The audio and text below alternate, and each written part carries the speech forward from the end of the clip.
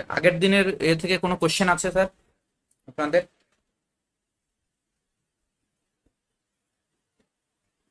আজকে আমরা এই পার্টটা দেখব,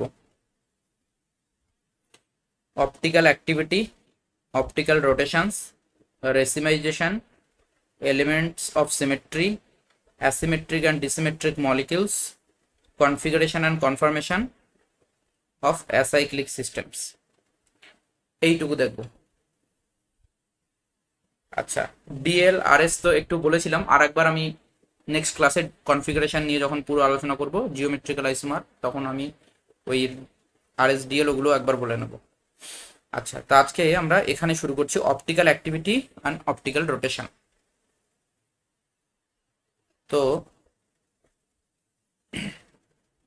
বিষয়টা দেখুন, অনেকে যারা পড়াচ্ছেন দীর্ঘদিন ধরে, ধরুন বিভিন্ন বেসরকারি ইনস্টিটিউটে বা টিউশন করাচ্ছেন, তাদের হয়তো জিনিসগুলো জানা থাকবে, বা অনেকে হয়তো অনেক দিন ধরে টাচে নেই, ভুলে গেছেন হয়তো, বা মনে পড়ছে না ঠিকঠাক। তো তাদের জন্যই আমি অ্যাকচুয়ালি একটুখানি বেশি বেসিক জায়গা থেকে স্টার্ট করব।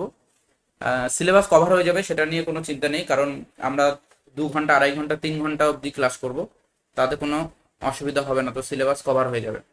ওই জন্য একটু বেসিক জায়গা থেকে শুরু করে আমরা যতটা দরকার হবে, খুব বেশি অ্যাডভান্স লেভেলে যাওয়ার দরকার হবে না আমার বলে মনে হয়, কারণ কোশ্চেন সেরকম আসবে না, খুব অ্যাডভান্স লেভেলের কোশ্চেন আসবে না। তো সেই জায়গাগুলো আমরা একবার একটুখানি দেখব। তো আজকে আমরা প্রথমে আলোচনা করব হচ্ছে অপটিক্যাল অ্যাক্টিভিটি।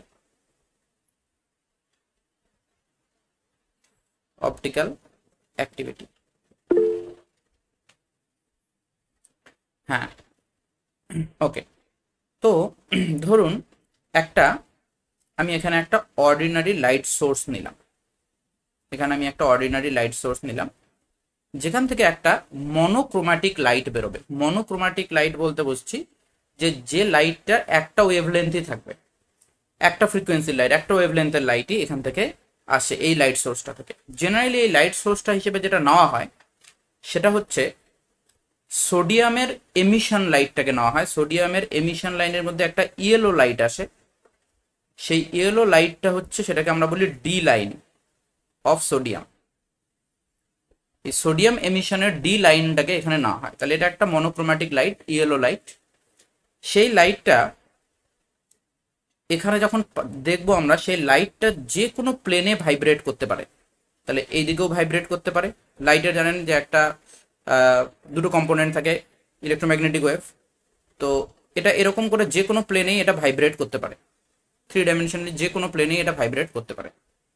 এবার এই লাইটের পাথের মধ্যে আমরা এখানে একটা স্পেশাল টাইপের প্রিজম আমরা এখানে রাখবো। এই স্পেশাল টাইপের প্রিজমটা, এটার নাম হচ্ছে নিকোল প্রিজম। এই প্রিজমটাকে বলা হয় নিকোল প্রিজম। নিকোল প্রথম এটা করেছিলেন, এবং এটা যেটা দিয়ে তৈরি, নিকোল প্রিজম কি দিয়ে তৈরি, এই কোশ্চেনটা হতে পারে। নিকোল প্রিজম তৈরি হচ্ছে এক ধরনের কম্পাউন্ড, যেটা এক ধরনের ক্রিস্টাল, যেটাকে বলে ক্যালসাইট। আর ক্যালসাইটটা কি জিনিস? ক্যালসাইটটা হচ্ছে ক্যালসিয়াম কার্বোনেটেরই একটা স্পেশাল টাইপ অফ ক্রিস্টাল, তো এটাকে আমরা বলছি ক্যালসাইট। তো সেই ক্যালসাইট ক্রিস্টাল দিয়েই এই নিকোল প্রিজমটা তৈরি। তো নিকোল প্রিজমের ফাংশনালিটি কি, যে এটার মধ্যে দিয়ে যদি এরকম কোনো লাইট পাস হয়, তাহলে এটা কি করবে, লাইটের শুধুমাত্র একটা প্লেনকেই এর মধ্যে দিয়ে পাস হতে দেবে, বাকি সবগুলো ভাইব্রেশনকে ব্লক করে দেবে, বাকি সব প্লেনকে ব্লক করে দেবে, শুধু একটা প্লেনকেই নিকোল প্রিজম তার মধ্যে দিয়ে পাস করতে দেবে। তাহলে বাকি সবগুলো ব্লক হয়ে যাবে। তো যে লাইটটা পাস হয়ে যাবে সেটাকে আমরা বলবো পিপিএল। পিপিএল মানে প্লেন অফ পোলারাইজ লাইট। এই যে ঘটনাটা, এটা ফিজিক্সের একটা ডিসকভারি, যেটাকে বলা হয় পোলারাইজেশন। এবং এই যে প্রিজমটা, এই প্রিজমটাকে আমরা বলবো পোলারাইজার। এই প্রিজমটাকে আমরা বলবো পোলারাইজার। তো এই পোলারাইজার কি করবে, লাইটের একটা প্লেনকেই শুধুমাত্র ওর মধ্যে দিয়ে পাস করতে দেবে। তাহলে এখানে আমরা একটাই প্লেন এখানে পাবো, সিঙ্গেল প্লেন। তাহলে আমরা এটাকে বলবো প্লেন অফ পোলারাইজড লাইট বা পিপিএল। আমি এটা পুরোটা লিখে দিচ্ছি, প্লেন অফ পোলারাইজড লাইট। এই লাইটটাকে আমরা পোলারাইজ লাইট বলবো। তো প্লেন অফ পোলারাইজ লাইট এটা এখানে পাস হবে। এবার এই প্লেন অফ পোলারাইজ লাইটটাকে আমরা এখানে একটা টিউবের মধ্য দিয়ে পাস করাবো। এরকম একটা টিউব থাকবে, এই টিউবের মধ্যে দিয়ে আমরা পাস করাবো। যে টিউবটার লেন্থ হবে এল। এবং একটা জিনিস খেয়াল রাখতে হবে, টিউবের লেন্থ যখনই আমরা মেজার করব, টিউবের লেন্থটা ডেসিমিটারে মেজার করতে হবে, সেন্টিমিটারে না। লেন্থটা এল ডেসিমিটার। এটা কেন আমি পরে বলছি, যে কেন ডেসিমিটারে মেজার করব সেটা পরে আমরা আসছি। তাহলে এটা ডেসিমিটারে মেজার করব এই লেন্থ। এবং এই এই এই যে টিউবটা, এটার নাম হচ্ছে পোলারিমিটার টিউব। পোলারিমিটার টিউব, এই টিউবটার নাম পোলারিমিটার টিউব। এবার এই যে প্রিজমটাকে যেভাবে রাখা হয়েছে এক্স্যাক্টলি সেম ওরিয়েন্টেশনে ওই রকমেরই আর একটা নিকল প্রিজমকে এখানে রাখা হবে। যে প্রিজমটাও কি করে, শুধুমাত্র এই লাইনটাকে এর মধ্যে দিয়ে পাস করতে দেয়। তার মানে আমি বলছি যে এইরকম প্লেনটাকে শুধু এর মধ্যে দিয়েও এ পাস হয়ে যেতে পারবে, এরকম এই প্রিজমের মধ্যে দিয়েও পাস হয়ে যেতে পারবে, এইরকম ভাবে এটাকে রাখা আছে। মানে এক্স্যাক্টলি সেম ওরিয়েন্টেশনে রাখা আছে দুটোকেই। তার মানে এই প্লেনটা এই প্রিজমের মধ্যে দিয়েও পাস করে যাবে, সলিউশনের মধ্যে দিয়ে পাস করে যাবে, এই প্রিজমের মধ্যে দিয়েও পাস করে যাবে, এরকম করে ওই প্রিজমটাকে প্রথমে রাখা আছে। এবার এই জায়গাতে আমরা কি করব, আমরা চোখ রাখবো, এখানে আমরা চোখ রাখবো। চোখ রেখে আমরা কি করব, এই লাইট সোর্সটাকে দেখার চেষ্টা করব। তার মানে এর থ্রু দিয়ে, এটা পুরো একটা টিউবের মধ্যে থাকবে, এর থ্রু দিয়ে আমরা এই যে এখানে যে ল্যাম্পটা আছে এই ল্যাম্পটাকে দেখার চেষ্টা করব। তাহলে কি হবে, যদি এর মধ্যে এই টিউবের মধ্যে কোনো কিছু না থাকে, কোনো সলিউশন না থাকে, কিছু না থাকে, তাহলে কি হবে, লাইটটা পুরো পাস করে যাবে, সেকেন্ড প্রিজমের মধ্যে দিয়েও পাস করে যাবে। এই সেকেন্ড প্রিজমটাকে আমরা বলবো অ্যানালাইজার। সেকেন্ড প্রিজম, তাহলে প্রথম প্রিজমটা হচ্ছে পোলারাইজার, সেকেন্ড প্রিজমটাকে আমরা বলবো অ্যানালাইজার। কেন সেটা বলছি। এবার এর মধ্যে আমরা একটা সলিউশন রাখবো, এর মধ্যে কোনো একটা কম্পাউন্ডের সলিউশন এই টিউবের মধ্যে রাখবো, পোলারিমিটার টিউবের মধ্যে। কোনো একটা কম্পাউন্ড যদি লিকুইড স্টেটে হয় তাহলে ডাইরেক্ট লিকুইড স্টেটে, অথবা যদি সে লিকুইড স্টেটে না হয় তাহলে তার অ্যালকোহলিক ইথানলীয় সলিউশন, অথবা এমন কোনো কম্পাউন্ডের সলিউশনটা নিতে হবে যেটা অপটিক্যালি ইনঅ্যাক্টিভ, পরে আমি দেখছি। তো এখানে একটা কোনো একটা সলিউশন নেবো, কোনো একটা লিকুইড। তাহলে এই সলিউশনটা এবার যদি দেখা যায়, এবার অবজারভেশনটা এরকম হবে যে ধরুন আমি এই লাইট সোর্সটাকে দেখছি, এখানে চোখ রেখে লাইট সোর্সটাকে তো দেখছি। তো লাইট সোর্সটাকে যখন আমি চোখ রেখে দেখবো, যদি আমার এই লাইটটা এই এখান থেকে শুরু করে যদি এই প্রিজমের মধ্য দিয়ে পাস হয়ে যায়, সে এই সলিউশনের মধ্য দিয়ে পাস হয়ে যায়, এবং তার মধ্যে যদি কোনো রকম রোটেশন না হয়, এই লাইটটার প্লেনটার মধ্যে যদি কোনো রকম রোটেশন না হয় এই সলিউশনের মধ্য দিয়ে পাস করার সময়, তাহলে সে কি করবে, এই নিকল প্রিজমটার মধ্য দিয়েও পাস করে যাবে। কেন, কারণ সেকেন্ড নিকল প্রিজমটাও এক্স্যাক্টলি সেম ওরিয়েন্টেশনে আছে এই নিকল প্রিজমের সাথে। তাহলে এই প্রথম নিকল প্রিজমটাকে যদিও পাস করে যায়, তাহলে সেকেন্ড নিকল প্রিজমটাকেও পাস করে যাবে এবং লাইটটা আপনার চোখ অবধি পৌঁছবে। তার মানে এই যে লাইট সোর্সটা, এই লাইট সোর্সটাকে আমরা দেখতে পাবো। কনসেপ্টটা বোঝা গেল? তাহলে লাইট সোর্সটাকে আমরা দেখতে পাবো। যদি আমরা লাইট সোর্সটাকে দেখতে পাই, তাহলে আমরা বলবো যে এইখানে যে সলিউশনটা রেখেছি এই সলিউশনটা অপটিক্যালি ইনঅ্যাক্টিভ। তার মানে লাইট, প্লেন অফ পোলারাইজ লাইটকে এই সলিউশনটা ঘোরাতে পারে না, তাহলে সলিউশনটাকে আমরা বলবো অপটিক্যালি ইনঅ্যাক্টিভ। কিন্তু যদি এরকম হয় যে এই লাইটটা যখন যাচ্ছে, যেতে যেতে এই সলিউশনের মধ্যে ইন্টারঅ্যাক্ট করার ফলে যদি এই লাইটটা এখান থেকে তো সোজা গেছিল, এই লাইটটা এই সলিউশনের মধ্যে যদি রোটেট করে যায়, তাহলে কি হবে, এই নিকেল প্রিজমের এটা ব্লক হয়ে যাবে। কারণ এই নিকেল প্রিজমটা শুধুমাত্র ভার্টিক্যাল ভাইব্রেশনটাকে পাস হতে দেয়, বাকি ভাইব্রেশনগুলোকে তো পাস হতে দেয় না। তাহলে এইখানে নিকেল প্রিজমে এই লাইটটা ব্লক হয়ে যাবে। তাহলে লাইটটা যদি ব্লক হয়ে যায়, তাহলে আপনার চোখ অব্দি লাইটটা সঠিকভাবে পৌঁছবে না, আপনি তখন এই লাইট সোর্সটাকে ঠিকভাবে দেখতে পাবেন না। তখন আমরা বলবো কি, যে এখানকার যে সলিউশনটা আছে এই সলিউশনটা অপটিক্যালি অ্যাক্টিভ, কারণ সে প্লেন অফ পোলারাইজ লাইটকে ঘোরাতে পারে। তাহলে অপটিক্যাল অ্যাক্টিভিটি মানে তাহলে কি বোঝা গেল, যে অপটিক্যাল অ্যাক্টিভিটি মানে খুব সিম্পল জিনিস, যে যদি কোনো সলিউশন, কোনো কম্পাউন্ডের সলিউশন বা কোনো কম্পাউন্ড যদি সেটা লিকুইড স্টেটে থাকে, তাহলে সেই কম্পাউন্ডটা বা সেই কম্পাউন্ডের কোনো সলিউশন যদি প্লেন অফ পোলারাইজ লাইটকে রোটেট করাতে পারে, তাহলে সেটা অপটিক্যালি অ্যাক্টিভ। আর যদি না পারে তাহলে অপটিক্যালি ইনঅ্যাক্টিভ। তাহলে অপটিক্যাল অ্যাক্টিভিটি হচ্ছে এটাই। তাহলে সেটাকে আমরা বলবো, সেই প্রপার্টিটাকে, মলিকুলের সেই প্রপার্টিটাকে আমরা বলবো যে অপটিক্যাল অ্যাক্টিভিটি। তাহলে অপটিক্যালি অ্যাক্টিভ কখন বলবো আমরা কোনো মলিকুলকে? অপটিক্যালি অ্যাক্টিভ তাহলে যখন সে প্লেন অফ পোলারাইজকে রোটেট করতে পারবে, can rotate PPL, plane of polarize লাইটকে রোটেট করতে পারবে, তাকে বলবো অপটিক্যালি অ্যাক্টিভ। আর যদি না পারে তাহলে বলবো optically inactive. Simple thing, optically inactive. তাহলে অপটিক্যালি ইলেকট্রিভ can not rotate PPL, PPL কে রোটেট করাতে পারে না। এবার ধরুন যে লাইটটা এইখানে আমার এসে এইরকম ভাবে ব্লক হয়ে আছে, লাইটটা ব্লক হয়ে গেছে, আমি লাইট সোর্সটাকে ঠিকঠাক দেখতে পাচ্ছি না। এবার আমি যদি এখানকার রাখা এই প্রিজমটাকে যদি আমি ঘোরাই, যে কোনো দিকে ঘোরাতে পারি, আমি প্রিজমটাকে ধরে প্রিজমটাকে এরকম করে যদি রোটেট করি, তাহলে হয় আমি ক্লকওয়াইজ রোটেট করি বা অ্যান্টি ক্লকওয়াইজ রোটেট করি, একটা সময়ে এটা এই লাইনটার সঙ্গে সেম ওরিয়েন্টেশনে আসবে, মানে পিপিএলটার সঙ্গে সেম ওরিয়েন্টেশনে আসবে, তখনই আবার লাইটটা এর মধ্যে দিয়ে পাস করে যাবে।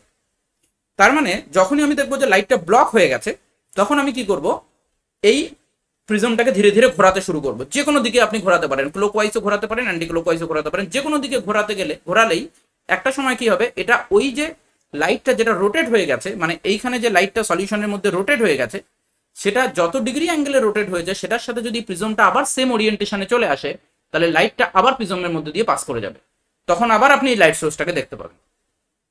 তখন আমরা বলছি যে এইখানে যে রোটেশনটা হবে, সেই রোটেশনটাকে মেজার করব আমরা এই প্রিজমটার মাধ্যমে, যে কত ডিগ্রি অ্যাঙ্গেলে রোটেশনটা হয়েছে। এই জন্য এটাকে আমরা বলছি অ্যানালাইজার। এটাতে আমরা অ্যানালাইজ করছি যে কত ডিগ্রি অ্যাঙ্গেলে অ্যাকচুয়ালি লাইটটার রোটেশন হয়েছে। এখন এখানে খুব একটা গুরুত্বপূর্ণ প্রশ্ন, যে আমি বললাম যে আপনি যে কোনো দিকেই রোটেট করাতে পারেন। তাহলে দেখুন আরেকবার এখানে, যে ধরুন লাইটটাকে আমি এইভাবে পাস করিয়েছিলাম, এই ভার্টিক্যাল প্লেনটাকে আমি পাস করিয়েছিলাম। ফাইনাল প্লেনটা রোটেট হওয়ার পরে এইখানে আছে, এইখানে রোটেট হয়ে আছে। এখন সেটা কিভাবে ঘুরেছে, তাহলে অপশন হতে পারে, ধরুন এরকম ভার্টিক্যালি আছে, দেখা যাচ্ছে আমার ছবিটা দেখা যাচ্ছে, এরকম ভার্টিক্যালি আছে। তাহলে ভার্টিক্যালি আছে, এটা ক্লকওয়াইজও রোটেট হয়ে এখানে যেতে পারে, যেভাবে আছে সেভাবে যেতে পারে, অথবা আমি দেখাচ্ছি এরকম করে, তাহলে এটা ক্লকওয়াইজ রোটেট হয়েও এখানে যেতে পারে, অথবা এটা অ্যান্টি ক্লকওয়াইজ রোটেট হয়েও ওখানে যেতে পারে। তার মানে আমি কি বলতে চাইছি, এই লাইটটা ক্লকওয়াইজে এখান থেকে এইটুকু রোটেট হয়ে এইদিকে যেতে পারে, মানে বুঝতে পারছেন, এইরকম করে রোটেট হতে পারে ক্লকওয়াইজই, অথবা এ কি করতে পারে, এখান থেকে অ্যান্টি ক্লকওয়াইজ এখানে রোটেট হতে পারে। দুটো অপশনই তো এই সিচুয়েশনটাই আসবে, ক্লকওয়াইজ রোটেশন হলেও এই সিচুয়েশনে আসবে, অ্যান্টি ক্লকওয়াইজ রোটেশন হলেও ওই সিচুয়েশনে আসবে। তাহলে অ্যাকচুয়ালি লাইটটা কোন দিকে ঘুরেছে এই সলিউশনে, সেইটা কিন্তু আমরা জাস্ট এক্সপেরিমেন্টটা একবার করে বুঝতে পারবো না। আমরা তো প্রিজমটাকে ক্লকওয়াইজ ঘোরালেও এক সময় ম্যাচ করে যাবে, অ্যান্টি ক্লকওয়াইজ ঘোরালেও ম্যাচ করে যাবে। তাহলে যেভাবেই আমি ঘোরাই না কেন প্রিজমটাকে, সেটা ম্যাচ করে যাবে ওই ওরিয়েন্টেশনের সাথে, তখন তো লাইট। তাহলে অ্যাকচুয়ালি লাইটটা কোন দিকে ঘুরেছে সেইটা আমাদেরকে মেজার করতে হবে। সেটা কিভাবে করা হয় সেটা আমি বলছি। যদি ধরা যাক যে লাইটটাকে যদি এখানকার যে কম্পাউন্ডটা আছে সেটা যদি ক্লকওয়াইজ ঘোরায়, তাহলে অপটিক্যালি অ্যাক্টিভ যারা হবে তারা আবার দু রকমের। কিরকম, যারা অপটিক্যালি অ্যাক্টিভ হবে তাদের মধ্যে কেউ কেউ লাইটটাকে কি করতে পারে, ক্লকওয়াইজ রোটেশন করাতে পারে। তাহলে যদি ক্লকওয়াইজ রোটেশন হয়, ক্লকওয়াইজ রোটেশন অফ পিপিএল যদি হয়, তাহলে সেই কম্পাউন্ডটাকে আমরা বলবো ডেক্সট্রো রোটেটরি কম্পাউন্ড। তাহলে আমরা ওটাকে বলবো ডেক্সট্রো রোটেটরি কম্পাউন্ড, ডেক্সট্রো রোটেটরি।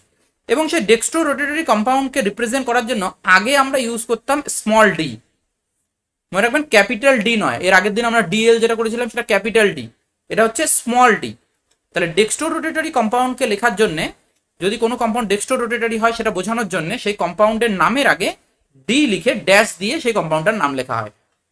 তাহলে এটা বোঝায় যে কম্পাউন্ডটা ডেক্সট্রো রোটেটরি। এটা আগে ইউজ হতো।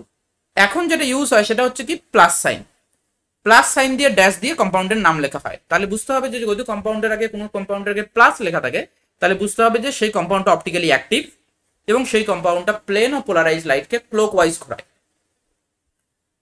আর যদি সেটা অ্যান্টি ক্লকওয়াইজ ঘোরে, তার মানে যদি লাইটটা এই দিকে ঘোরে অ্যান্টি ক্লকওয়াইজে,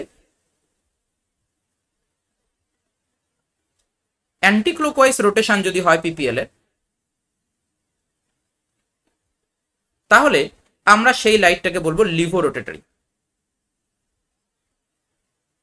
এবং লিভো রোটেটরি কম্পাউন্ডকে রিপ্রেজেন্ট করার জন্য তার নামের আগে স্মল এল লিখে ড্যাশ দিয়ে লেখা হয়, অথবা মাইনাস, এখন মডার্ন অনুযায়ী মাইনাস লিখে ড্যাশ দিয়ে তার নাম লেখা হয়। তাহলে এটা আমরা বুঝলাম যে কোন কম্পাউন্ডকে আমরা বলবো ডেক্সট্রো রোটেটরি আর কাকে আমরা বলবো লিভো রোটেটরি। যারা ক্লোকওয়াইজ ঘোরাবে তারা ডেক্সট্রো, যারা অ্যান্টি ক্লোকওয়াইজ ঘোরাবে তারা লিভো।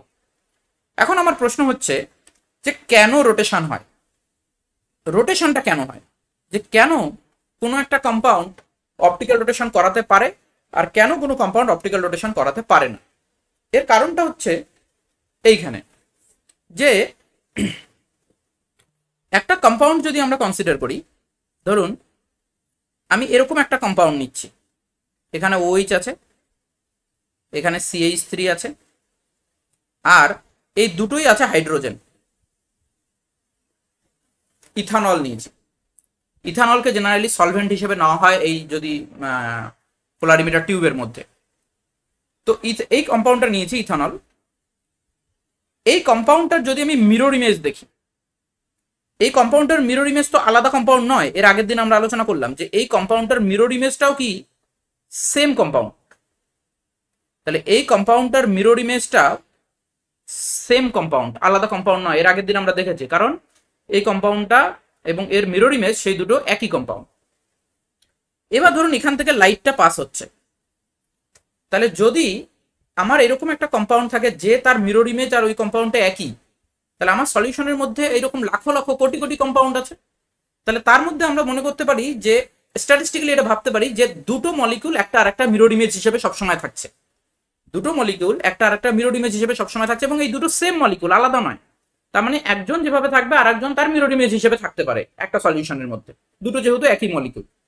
তাহলে প্রথম মলিকুলটা যদি লাইটটাকে এরকম ক্লকওয়াইজ ডিরেকশনে রোটেশন করিয়ে দেয়, দ্বিতীয় মলিকুলটা কি করবে, এইটাকে আবার উল্টো দিকে রোটেশন করাবে,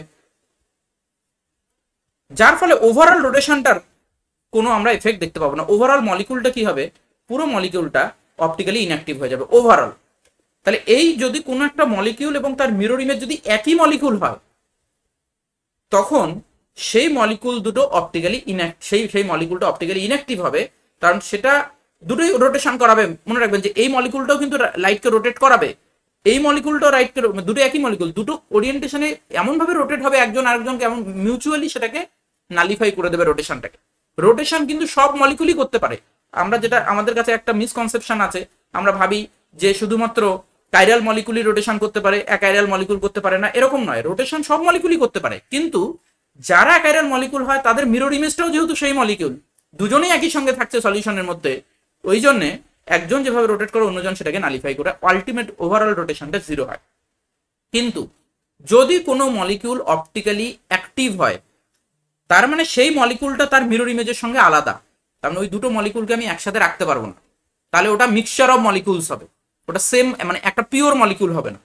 তার মানে আমি যদি এরকম নিই যে OH, এখানে CH3, এখানে COOH আর এখানে H, এর যদি মিরর ইমেজ আমি নিই সলিউশনের মধ্যে, তাহলে সেটা পিওর কম্পাউন্ড না, সেটা কি, সেটা মিক্সচার অফ কম্পাউন্ডস।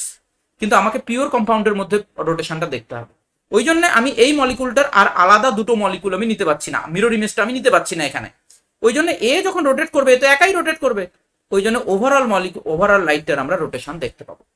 আমি আশা করছি এই কনসেপ্টটা একদম ক্লিয়ার হয়েছে যে কেন অ্যাকাইরাল মলিকুল রোটেট করতে পারে না। সেটাও তো রোটেট করতে পারার কথা, কারণ এর মধ্যেও তো ইলেকট্রন ক্লাউড আছে, এর মধ্যেও ইলেকট্রন ক্লাউড আছে। অ্যাকচুয়াল রোটেশনের পিছনে কারণ হচ্ছে ইলেকট্রোম্যাগনেটিক ওয়েভটা মলিকুলার ইলেকট্রন ক্লাউডের সাথে ইন্টারঅ্যাক্ট করে রোটেট হয়ে যায়।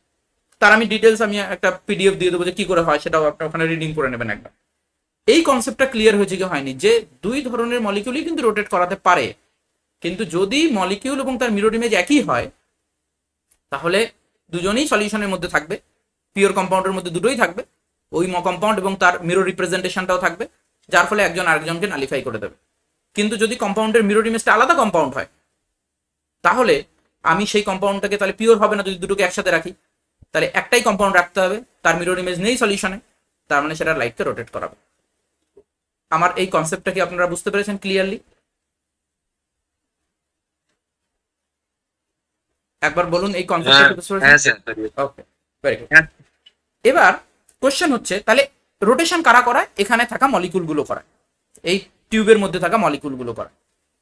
তাহলে এই রোটেশনটা কত ডিগ্রি অ্যাঙ্গেলে হবে, এইটা কিসের উপর ডিপেন্ড করবে? যে কত বেশি সংখ্যক মলিকুলের সাথে লাইট ইন্টারঅ্যাক্ট করছে। তো এই যে রোটেশনটা, অপটিক্যাল রোটেশনটা ডিপেন্ড করে হচ্ছে এখানে যে সলিউশনটা আমরা রাখছি তার কনসেন্ট্রেশনের উপর। তো এটা লাস্ট ইয়ারে কোশ্চেন এখান থেকে হয়েছিল।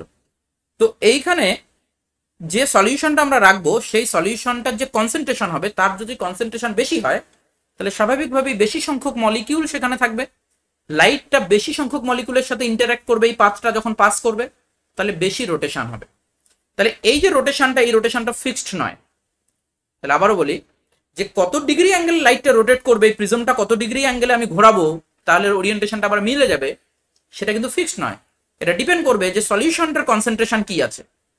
তাহলে এই যে অপটিক্যাল রোটেশন সেটা কিসের কিসের উপর ডিপেন্ড করে সেটা আমি বলছি।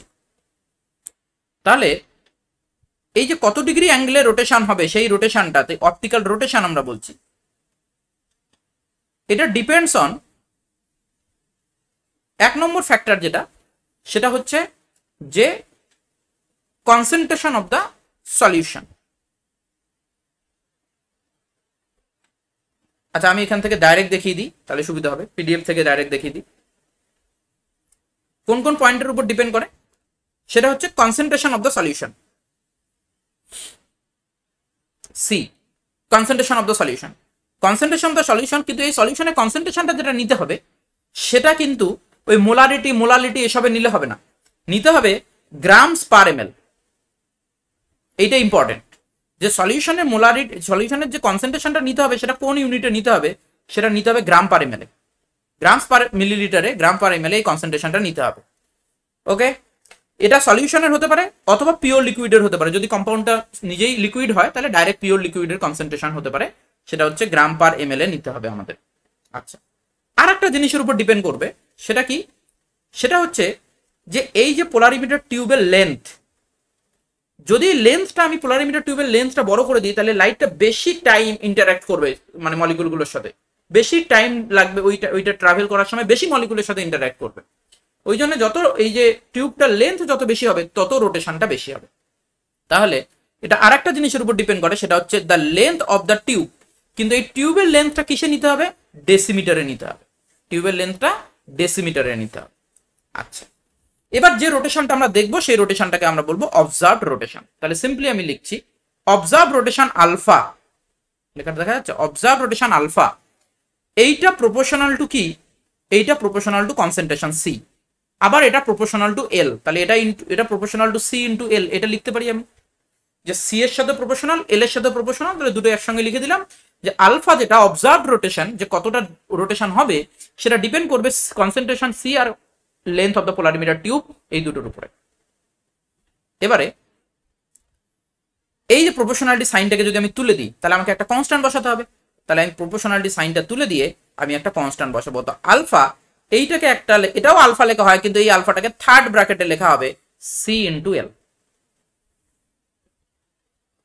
এই যে আলফাটা যেটা থার্ড ব্র্যাকেটে লিখলাম, এই আলফাটাকে বলা হয়, এটা একটা প্রপোর্শনালিটি কনস্ট্যান্ট, কারণ প্রপোর্শনালের জন্য লিখেছি, এটাকে বলা হয় স্পেসিফিক রোটেশন। এই স্পেসিফিক রোটেশনটা কোন একটা মলিকুলের জন্য ফিক্সড। তাহলে আমরা যখন বলি যে এই মলিকুলটা প্লাস এত ডিগ্রি ঘোরায়, এই মলিকুলটা মাইনাস এত ডিগ্রি ঘোরায়, ওটা কিন্তু আমরা তার অবজার্ভ রোটেশন বলি না, আমরা বলি স্পেসিফিক রোটেশনটা, কারণ স্পেসিফিক রোটেশনটা কোনো মলিকুলের জন্য ফিক্সড হবে, অবজার্ভ রোটেশনটা ফিক্সড নয়। অবজার্ভ রোটেশন তো ডিফারেন্ট সময় ডিফারেন্ট রকম হবে, অবজার্ভ রোটেশনটা এক এক সময় এক এক রকম হবে। তাহলে এইরকম একটা ইকুয়েশন পাওয়া যাবে যদি আমি স্পেসিফিক রোটেশনটাকে এখান থেকে বের করতে যাই আলফা, তাহলে আলফা থার্ড ব্র্যাকেটের মধ্যে যদি লিখি যেটা স্পেসিফিক রোটেশন, সেটা হবে observe rotation by C into L. Okay, এই অবধি কোনো ডাউট আছে? এই ইকুয়েশনটা থেকে গত বছর নিউমেরিক্যাল প্রবলেম এসেছে, এর আগের ইয়ারে নিউমেরিক্যাল প্রবলেম এসেছে। নিউমেরিক্যাল প্রবলেমটা একবার দেখে নিই। তাহলে নিউমেরিক্যাল প্রবলেমটা ছিল, কোথায় গেল কোশ্চেন পেপার,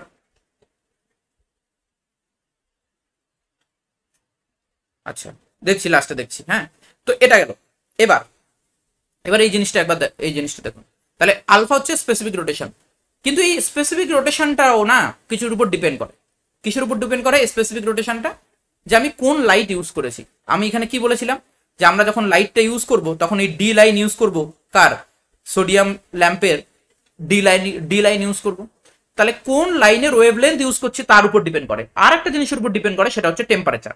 তাহলে এটা ওয়েভলেন্থ আর টেম্পারেচার, এই দুটো জিনিসের উপর ডিপেন্ড করে।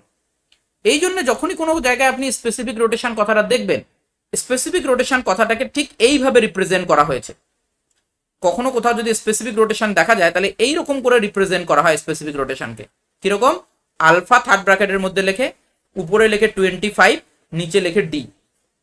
এর মানে হচ্ছে এই যে ডি মানে হচ্ছে যে কোন ওয়েভলেন্থে লাইট ইউজ করা হয়েছে। যে জেনারেলি ইউজ করা হয় সোডিয়াম ডি ল্যাম্প, সোডিয়ামের ডি লাইন, ওই জন্য সোডিয়াম ডি লাইন ইউজ করা হয় বলে এখানে ডি লেখা হয়। আর টেম্পারেচারটা জেনারেলি 25 ডিগ্রি সেন্টিগ্রেড রাখা হয় বলে এখানে 25 ডিগ্রি লেখা হয়। তো আলফা এই দুটো জিনিসের উপর ডিপেন্ড করে এবং নেচার অফ দ্য কম্পাউন্ডের উপর ডিপেন্ড করে অবশ্যই, কারণ প্রত্যেকটা কম্পাউন্ডের ক্ষেত্রে আলফা ডিফারেন্ট হবে। এখন এই আলফার ইউনিট কি হবে? এই স্পেসিফিক রোটেশনের ইউনিট কি হবে? ইউনিট কি মনে হয়? ইউনিট কি হবে? স্পেসিফিক রোটেশনের ইউনিট কি হবে?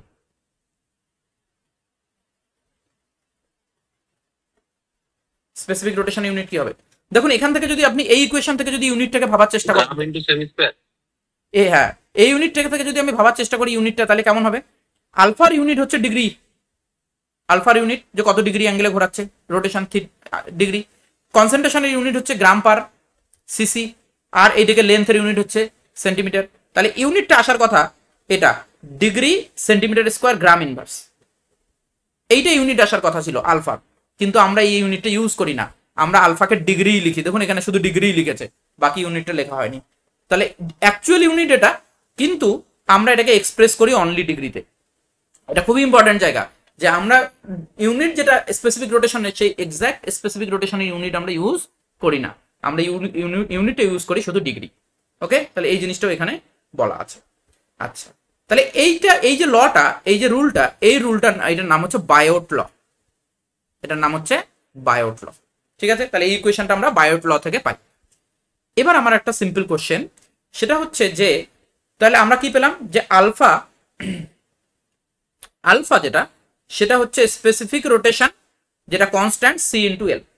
এখন সিম্পল কোশ্চেন হতে পারে যে পোলারিমিটার টিউবে এইখানে যে এইখানে পোলারিমিটার টিউবের যে কনসেন্ট্রেশন, সেটা যদি আমি হাফ করি তাহলে আমার অবজার্ভ রোটেশন কি হবে? পোলারিমিটার টিউবে যদি কনসেন্ট্রেশন আমি হাফ করি তাহলে অবজার্ভ রোটেশন কি হবে? হাফ হবে। তাহলে অবজার্ভ রোটেশন আমি যদি কনসেন্ট্রেশন হাফ করে দিই, অবজার্ভ রোটেশন হাফ হবে। লেন্থ হাফ করে দিই, অবজার্ভ রোটেশন হাফ হবে। এই যে পুরো সেটআপটা, এটার নাম হচ্ছে পোলারিমিটার। এই পোলারিমিটার টিউবের যে কনসেন্ট্রেশন, যে সলিউশনটা নিয়ে তার কনসেন্ট্রেশন হাফ করে দিলে রোটেশন হয়ে যাবে হাফ। এইবার এই জিনিসটাকে এখানে বোঝার চেষ্টা করুন যে যদি এই যে লাইটটা এখানে আছে, এইখানে যে লাইটটা আমার প্রথমে পাস করিয়েছিলাম, এটা পাস করিয়েছিলাম তো আমি এই বরাবর, আমি এটাকে কিভাবে দেখাই? একটু বুঝবো?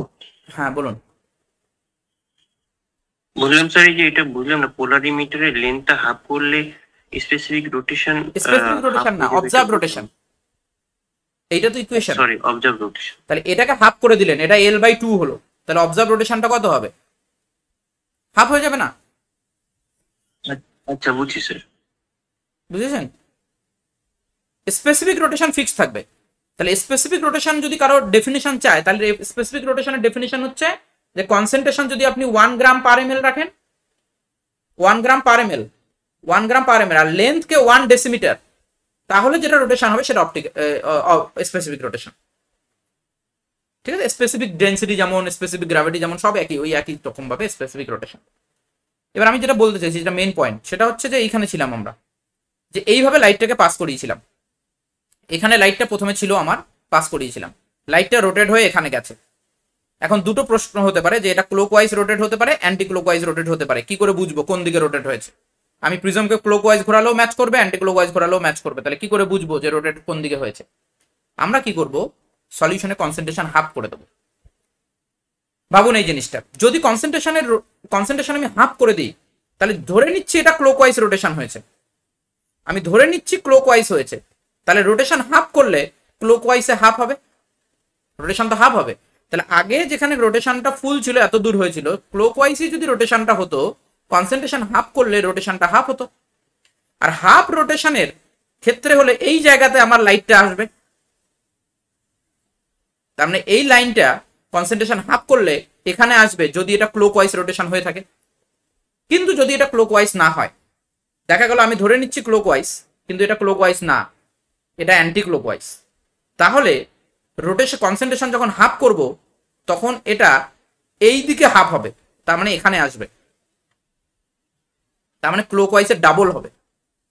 বোঝাতে পেরেছি? না পারিনি, আরেকবার বোঝাচ্ছি। এই জায়গাটা যদি না, এই জায়গাটা ইম্পর্টেন্ট, খুব বোঝাটা দরকার আছে। আমি কিভাবে বলছি সেটা দেখুন একবার। আমি এটাকে দেখছি এভাবে, যে আমি লাইটটাকে প্রথমে এভাবে পাস করিয়েছিলাম, এটা প্রথমে আমার ইনিশিয়াল, এখানে যে লাইটটা ছিল সেটা ইনিশিয়ালি আমি এভাবে পাস করিয়েছি। অপটিক্যালি অ্যাক্টিভ কম্পাউন্ড ছিল, লাইটটা রোটেট হয়েছে, লাইটটা রোটেট হয়ে এখানে গেছে।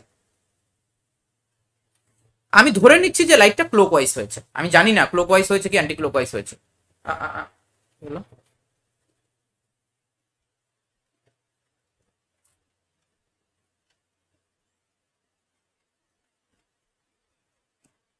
দেখা যাচ্ছে স্ক্রিন এবার? হ্যাঁ স্যার দেখা যাচ্ছে, হ্যাঁ স্যার দেখাচ্ছি। ওকে, তা আমি ধরে নিচ্ছি যে লাইটটা ক্লকওয়াইজ ঘুরেছে, এটা ধরে নিচ্ছি, নাও হতে পারে, ক্লকওয়াইজ নাও হতে পারে। কি করে বুঝবো ক্লকওয়াইজ ঘুরেছে কি ঘুরেনি? আমি কনসেন্ট্রেশন হাফ করে আবার চেক করব। কনসেন্ট্রেশন হাফ করে চেক করে যদি আমি দেখি যে লাইটটা এখানে আছে, তার মানে কি ক্লকওয়াইজে আগে যা ঘুরেছিল তার অর্ধেক হয়েছে, তার মানে ক্লকওয়াইজে ঘুরেছে, কোনো অসুবিধা নেই।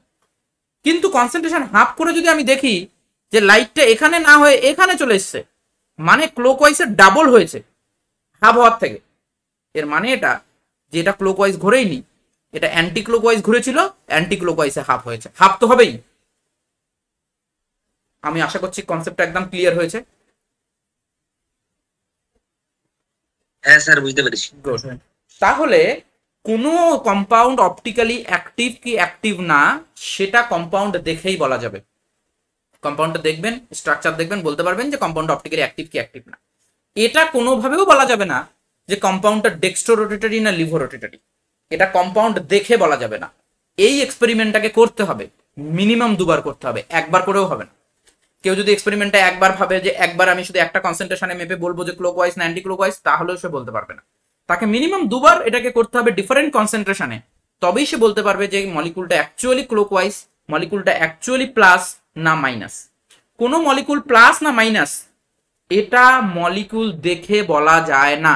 আবারও বলছি এই লাইনটা, কোনো মলিকিউল প্লাস না মাইনাস মানে সে ডেক্সট্রো রোটেটরি মলিকিউল না লিভো রোটেটরি মলিকিউল, সেটা মলিকুলের স্ট্রাকচার দেখে কখনো বলা যায় না। এটুকু বলা যাবে যে মলিকুলটা লাইটকে ঘোরাতে পারবে কি পারবে না, এটা স্ট্রাকচার দেখে বলা যাবে। কিন্তু এটা বলা যাবে না যে মলিকুলটা ক্লকওয়াইজ ঘোরাবে লাইটকে না অ্যান্টি ক্লকওয়াইজ ঘোরাবে, এটা বলা যাবে না। আচ্ছা, তাহলে এটা এক্সপেরিমেন্টাল, এটা খুবই ইম্পর্টেন্ট জিনিস।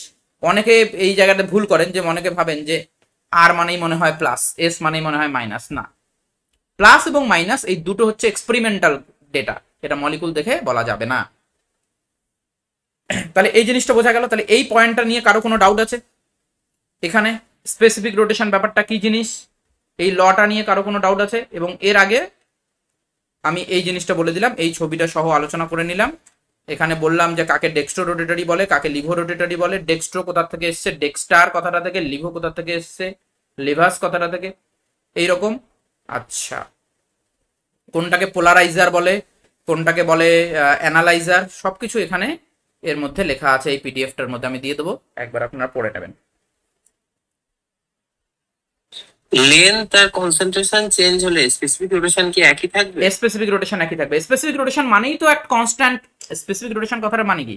স্পেসিফিক রোটেশন কথাটা মানে হচ্ছে সিটা আপনার কনস্ট্যান্ট রাখতে হবে, সিটাকে আপনার রাখতে হবে 1 গ্রাম পার এমএল, আর লেন্থটাকে রাখতে হবে 1 ডেসিমিটার, তবেই তো এই স্পেসিফিক রোটেশনটা আপনি পাবেন। তো কনসেন্ট্রেশন লেন্থ তো চেঞ্জ করলে আর ওটা স্পেসিফিক রোটেশন থাকবে না, ওটা তো অবজার্ভ রোটেশন হয়ে যাবে। আচ্ছা আচ্ছা, ঠিক আছে, চেঞ্জ করা যাবে না, স্পেসিফিক রোটেশন ফিক্স থাকবে। এবং ওই স্পেসিফিক রোটেশনটাকে আমরা মলিকুলের জন্য বলি, যে কোনো একটা মলিকুলের বলছি যে রোটেশন এত ডিগ্রি প্লাস এত মাইনাস, তো ওটা স্পেসিফিক রোটেশনটাকে আমরা মেনশন করি, অবজার্ভ রোটেশন নয়, কারণ অবজার্ভ রোটেশন তো টাইম টু টাইম চেঞ্জ হতে থাকবে। আশা করছি কনসেপ্টটা নিয়ে কারো কোনো ডাউট নেই, পুরো বুঝতে পেরেছেন যে কি বিষয়টা অ্যাকচুয়ালি। আর যদি কেন অপটিক্যাল রোটেশন হয় সেটা যদি ভালো করে আরো বুঝতে চান, তাহলে এই প্যারাগ্রাফটা একবার পড়ে নেবেন, যদি মনে হয় যে কেন অপটিক্যাল রোটেশন হয় আর কোনটা প্লেন পোলারাইজ লাইট সেটা এখানে বলে দিয়েছে। ঠিক আছে, তাহলে এই জিনিসগুলো একবার দেখে নেবেন রিডিং করে। আমি আলাদা আলাদাভাবে স্ক্রিনশট নিয়ে করেছি, যে যেগুলো দরকার সেগুলোই শুধু নিয়েছি।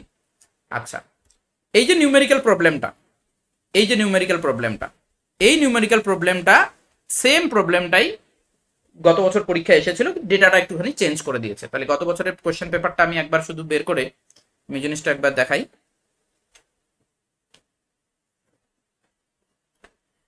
এবং গত বছরের কোশ্চেনটা কিরকম ভাবে ফ্রেম করেছে, এই যে কোশ্চেনটা কি ছিল, what will be the specific rotation, কোশ্চেনটা ছিল what will be the specific rotation of an optically active compound if a solution containing 0.75 gram per 10 ml 0.75 gram per 10 ml is placed in 1 decimeter polarimeter tube. Its observed rotation is 25 degree centigrade. D line লেখা আছে, observed rotation at 25 degree centigrade is plus 1.2 degree, আমার মনে হয় এটা plus 1.2 degree লেখা আছে। তো এটার কত হবে? তো স্পেসিফিক রোটেশনের ফর্মুলা আমরা জানি, আলফা এটা হচ্ছে 25d, এটা হয়ে যাচ্ছে হচ্ছে অবজার্ভ রোটেশন, যেটা হচ্ছে alpha divided by C into L. আলফার ভ্যালুটা দেওয়া আছে প্লাস 1.2, সি দেওয়া আছে হচ্ছে 0.75 বাই 10, এখানে ভুলটা করা যাবে না, 0.75 পার 10 ml, পার ml আমাদের দেখতে হয়, ইন্টু লেন্থ দেওয়া আছে 1 ডেসিমিটার। লেন্থ যদি সেন্টিমিটারে দেওয়া থাকে এখানে, এটাকে কিন্তু ডেসিমিটার করতে হবে, ওই জন্য আমি বারবার বলছি যে এটা যদি সেন্টিমিটারে দেওয়া থাকে আর এটার ইউনিট যদি অন্য দেওয়া থাকে সেটাকে কিন্তু চেঞ্জ করতে হবে, চেঞ্জ করে এখানে বসাতে হবে। তাহলে এটা হয়ে যাচ্ছে কত হচ্ছে,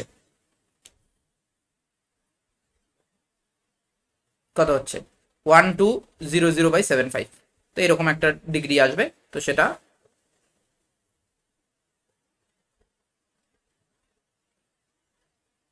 ঠিকঠাক করেছি তো, 0.75 1.2/0.75 এরকম আসছে। তো এরকম একটা ডেটা আসবে। তো এইভাবে আমরা, আচ্ছা এটা প্লাস হবে না মাইনাস হবে সেটা আগে দেখুন। এই রোটেশনটা কি দেওয়া আছে তার উপর ডিপেন্ড করবে।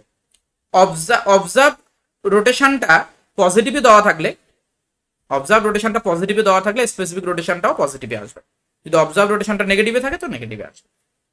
তো এই কোশ্চেনটাই পরীক্ষায় এসছে, এখান থেকে ওই রকম আরেকটা প্রবলেম আমি এখানে দিলাম, পরীক্ষায় এটা আসতে পারে যদি এই সেম কোশ্চেন প্যাটার্ন হয়, ডাইরেক্ট এই কোশ্চেনটাও তুলে দিয়ে দিতে পারে।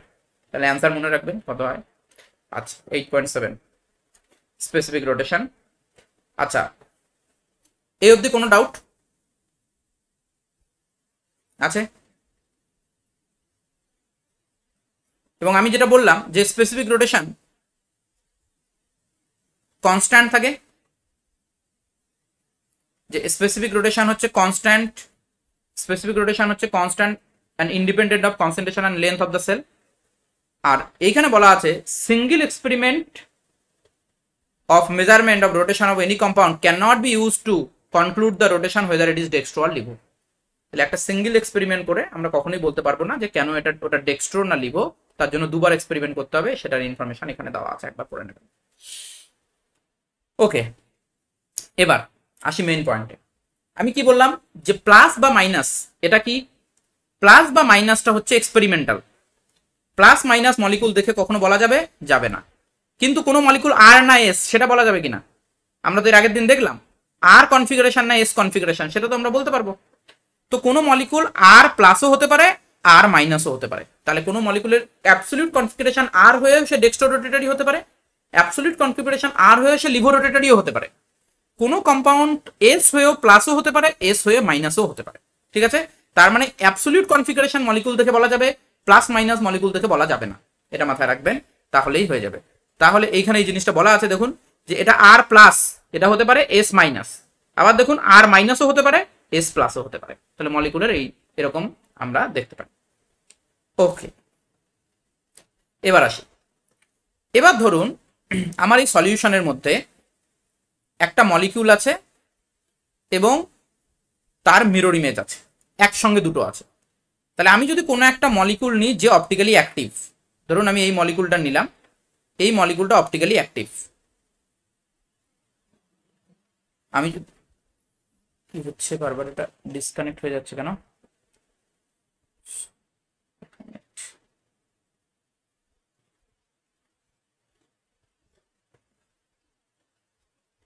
ওকে, দেখা যাচ্ছে স্ক্রিন এবার, এটা বারবার ডিসকানেক্ট। কেউ কি শেয়ার করার চেষ্টা করছেন নাকি একবার দেখি তো।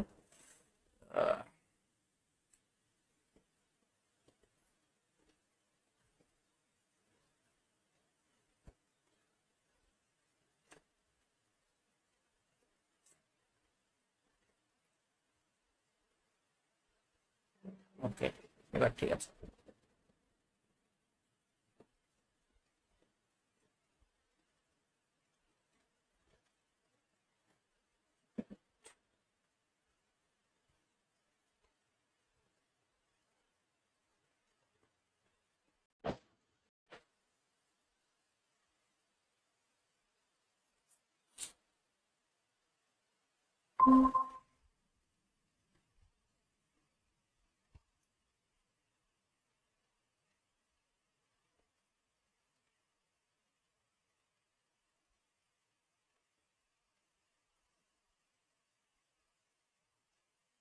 ওকে, এবার ঠিক আছে, স্ক্রিন একদম। আচ্ছা, Okay. তো এখানে আমি যদি এমন একটা মলিকিউল নিই যে অপটিক্যালি অ্যাক্টিভ, এবং এর যদি আমি মিরর ইমেজ নিই, তাহলে প্রথমেই আমি বললাম যে কোনো মলিকিউল এবং তার মিরর ইমেজ, একজন যদি ক্লোকওয়াইজ ঘোরায় আর একজন অ্যান্টি ক্লোকওয়াইজ ঘোরাবে। তাহলে এর যদি আমি মিরর ইমেজ নিই সলিউশনের মধ্যে, এই দুটো যদি একসঙ্গে থাকে এবং দুটো যদি সেম অ্যামাউন্টে থাকে, তাহলে একজন যদি ক্লোকওয়াইজে ঘোরায়,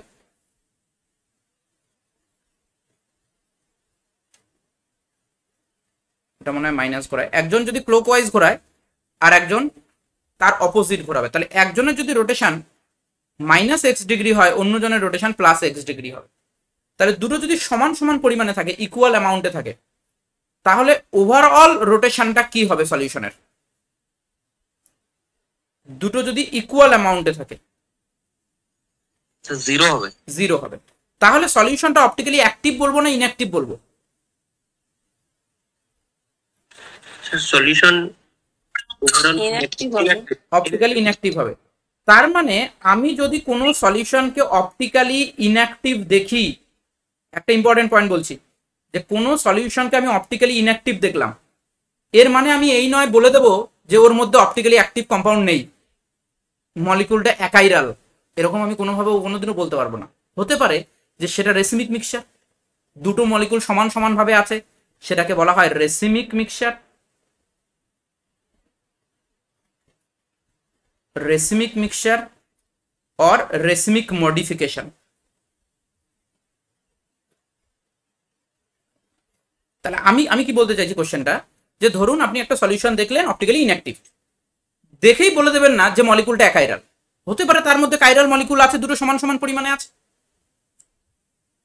তার মানে কোনো মলিকুল অপটিক্যালি ইনঅ্যাক্টিভ মানে এই নয় যে তার মধ্যে অপটিক্যাল অ্যাক্টিভ কম্পাউন্ড ওই সলিউশনে নেই। হতে পারে যে সলিউশনের মধ্যে দুটো কম্পাউন্ডই সমান পরিমাণে আছে। যদি দুটো কম্পাউন্ড সমান পরিমাণে থাকে তাহলে সেটাকে বলা হয় রেসিমিক মিক্সচার। এবার একজন যদি রেসিমিক মিক্সচার, যারা যে দুটো কম্পাউন্ড যদি থাকে, একজন যদি আরেকজনের মিরর ইমেজ হয় এবং দুজনই অপটিক্যালি অ্যাক্টিভ হয়, তাহলে তাদেরকে আমরা বলি এনানসিওমার। একটা এনানসিওমারের স্পেসিফিক রোটেশন যদি +x ডিগ্রি হয়, অন্য এনানসিওমারটা হবে -x ডিগ্রি। তাহলে একজনের যদি +x ডিগ্রি হয়, তার মিরর ইমেজের রোটেশন হবে -x ডিগ্রি। একজনের রোটেশন যদি, স্পেসিফিক রোটেশনের কথা বলছি, একজনের স্পেসিফিক রোটেশন যদি +x ডিগ্রি হয়, তাহলে তার মিরর ইমেজের স্পেসিফিক রোটেশন হবে -x ডিগ্রি। তাহলে এটাও আমাদেরকে মাথায় রাখতে হবে। আর একটা জিনিস, সেটা হচ্ছে যে যদি এর মধ্যে কেউ একটা বেশি পরিমাণে থাকে আর একজন কম পরিমাণে থাকে, তাহলে কি হবে? ধরুন আমি একটা সলিউশন নিলাম, তাতে দুটো কম্পাউন্ড আছে, এ এবং এর মিরর ইমেজ বি, এরকম ধরি। কম্পাউন্ড এ আর এর মিরর ইমেজ যেটা হচ্ছে কম্পাউন্ড বি, দুটো আলাদা মলিকুল। অবশ্যই মিরর ইমেজ আলাদা মলিকুল হলে তবেই অপটিক্যালি অ্যাক্টিভ হবে। একই হলে তো একটু আগে বললাম যে দুটোই নালি একজন আরেকজনকে ক্যান্সেল আউট করে দেবে। তো কম্পাউন্ড এ এবং কম্পাউন্ড বি, কম্পাউন্ড এ হচ্ছে ডেক্সট্রো রোটেটরি, কম্পাউন্ড বি হচ্ছে লিভো রোটেটরি। দুটো সমান সমান থাকলে তো রোটেশন 0, এটা নিয়ে কোনো ডাউট নেই। কিন্তু যদি একজন বেশি পরিমাণে থাকে, একজন কম পরিমাণে থাকে, তাহলে কি হবে? ধরুন এটা আছে 70%, এটা আছে 30%, তাহলে মাইনাসটা 30%, প্লাসটা 70%। তাহলে এই যে ডেক্সট্রো যেটা, এটা বেশি পরিমাণে আছে, লিভোটা কম পরিমাণে আছে, তাহলে ওভারঅল সলিউশনটা ডেক্সট্রো হবে না লিভো হবে? ওভারঅল যদি পুরো মিক্সচারটা আমরা নিই, তাহলে এই মিক্সচারটা কিরকম হবে? মিক্সচারটা ওভারঅল ডেক্সট্রো রোটেটরি হবে, ওভারঅল রোটেশনটা পজিটিভ হবে, এই সলিউশনটা ওভারঅল ডেক্সট্রো রোটেটরি হবে। আর যদি উল্টোটা হয়, সলিউশনের মধ্যে যদি ডি আর এল এর মধ্যে এল এর পার্সেন্টেজ বেশি থাকে, ধরুন এলটা 70% আর এটা 30%, দুটোরই মিক্সচার আছে, তখন আমরা কিন্তু সলিউশনটাকে দেখবো লিভো রোটেটরি মাইনাস। এখন কতটা এক্সেস আছে? যখনই দুটো অপটিক্যাল কম্পাউন্ড একসাথে মিক্স হয়ে থাকে তখন আমরা সেটাকে বলবো অপটিক্যালি ইমপিওর। আবার বলি, তাহলে এই ধরনের সলিউশন হচ্ছে অপটিক্যালি ইমপিওর। অপটিক্যালি পিওর আর অপটিক্যালি ইমপিওর বলতে কি বোঝায়? অপটিক্যালি পিওর মানে যে কোনো একটা এনানসিওমার, যদি শুধু একটা এনানসিওমার থাকে 100%, তাহলে সেটা অপটিক্যালি পিওর কম্পাউন্ড। যদি কোনো মলিকুলের মধ্যে দুটোই থাকে তাহলে সেটা অপটিক্যালি ইমপিওর, এবং তাদের মধ্যে যদি পার্সেন্টেজের ডিফারেন্স থাকে তাহলেও সেটা ইমপিওর কম্পাউন্ড, অপটিক্যালি ইমপিওর। এবার এই অপটিক্যালি ইমপিওর কম্পাউন্ডের ক্ষেত্রে আমরা একটা টার্ম ইউজ করি যেটাকে বলি আমরা অপটিক্যাল পিওরিটি, যে কত পার্সেন্ট অ্যাকচুয়ালি পিওর। তাহলে আমি যদি এখানে দেখি এই 70% আছে ডি আর 30% আছে এল, তাহলে অ্যাকচুয়ালি 70 মাইনাস 30, এই 40% হচ্ছে পিওর ডি, আর বাকি যে 60% পড়ে থাকলো 30% করে, 30% ডি প্লাস 30% এল, এইটা হচ্ছে রেসিমিক, ডিএল মিক্সার, এটা রেসিমিক মিক্সচার। তাহলে পিওর কত পার্সেন্ট? 40% পিওর। তাহলে এরকম যদি কোশ্চেন জিজ্ঞেস করে যে একটা সলিউশনে 70% ডি নেওয়া হলো, 30% এল নেওয়া হলো, অপটিক্যাল পিওরিটি কত? তাহলে অপটিক্যাল পিওরিটি হচ্ছে, ফর্মুলা হচ্ছে এরকম করে আমরা বলি, দ্য অপটিক্যাল পিওরিটি বা এনানসিওমারিক এক্সেস, যে কোনো একটা এনানসিওমার এক্সেস পরিমাণে আছে। কোনটা এক্সেস আছে? ডিটা এক্সেস আছে। কতটা এক্সেস আছে? তাহলে এনানসিওমারিক এক্সেস ইই, যেটা আবার অপটিক্যাল পিওরিটির সাথেও সমান হয়। ফর্মুলা কি? ফর্মুলা হচ্ছে ডি মাইনাস এল, মাইনাস ঠিক না, এদের মধ্যে ডিফারেন্স যেটা বেশি হবে সেটা থেকে ছোটটা বাদ দেবো, DL difference divided by D plus L এর টোটাল পার্সেন্টেজ, এইটা যেটা হবে ইন্টু 100% করলে যেটা আমরা পাবো সেটা হচ্ছে অপটিক্যাল পিওরিটি। তাহলে এখান থেকে যদি অপটিক্যাল পিওরিটি কেউ ক্যালকুলেট করে তাহলে সেই রকম ক্যালকুলেট করবে 70 মাইনাস 30 ডিভাইডেড বাই 100, তার মানে 40%। 40% হচ্ছে পিওরিটি, অপটিক্যাল পিওরিটি। তাহলে ডাইরেক্ট এরকম একটা ছোট্ট কোশ্চেন হতে পারে, দুটো পার্সেন্টেজ, তাহলে এটার অপটিক্যাল পিওরিটি কত হবে? এটা আমি চেঞ্জ করে দিচ্ছি 40-60। তাহলে কি করতে হবে? অপটিক্যাল পিওরিটি বা এনানসিওমারিক এক্সেস হবে 60 মাইনাস 40, বড়টা থেকে ছোটটা বাদ দেবো, ডিভাইডেড বাই 60 প্লাস 40 ইন্টু 100, তাহলে 20%। 20% বেশি কে? এল। তাহলে কত পার্সেন্ট রেসিমিক? এটাও কোশ্চেন হতে পারে যে অপটিক্যাল পিওরিটি 20%, তাহলে রেসিমিক কত পার্সেন্ট? বাকিটা রেসিমিক 80% রেসিমিক। 80%। কি করে রেসিমিক 80%? এটা 40% এল ডি থাকবে, আর এখান থেকে 40% এসে রেসিমিক করবে, আর এখানে এক্সেস থাকবে হচ্ছে 20%। তাহলে এইভাবে আমরা অপটিক্যাল পিওরিটি আর এই জিনিসটা থেকে কুইকলি আমি বলে দিলাম। এখানে আপনি দেখবেন অপটিক্যাল পিওরিটি আর এনানসিওমারিক এক্সেস, এই দুটো যেটা পরীক্ষা যদি কোশ্চেন আসে, সহজ কোশ্চেন হবে তো, এটা খুবই সহজ কোশ্চেন, দুটো পার্সেন্টেজ বলে দিয়ে অপটিক্যাল পিওরিটি ক্যালকুলেট করতে দিল, ধরুন এই রকমের কোশ্চেন যদি হয়। আচ্ছা, আর একটা অপটিক্যাল পিওরিটি ক্যালকুলেট করার আর একটা ব্যাপার আছে। যদি কোনো কম্পাউন্ড পিওর হয়, অপটিক্যালি পিওর হয়, তাহলে সে যত ডিগ্রি রোটেট করাবে, তার যদি এনানসিওমার ওখানে থাকে তাহলে সে রোটেশনটা কম করাবে তো। বোঝা গেল কিনা?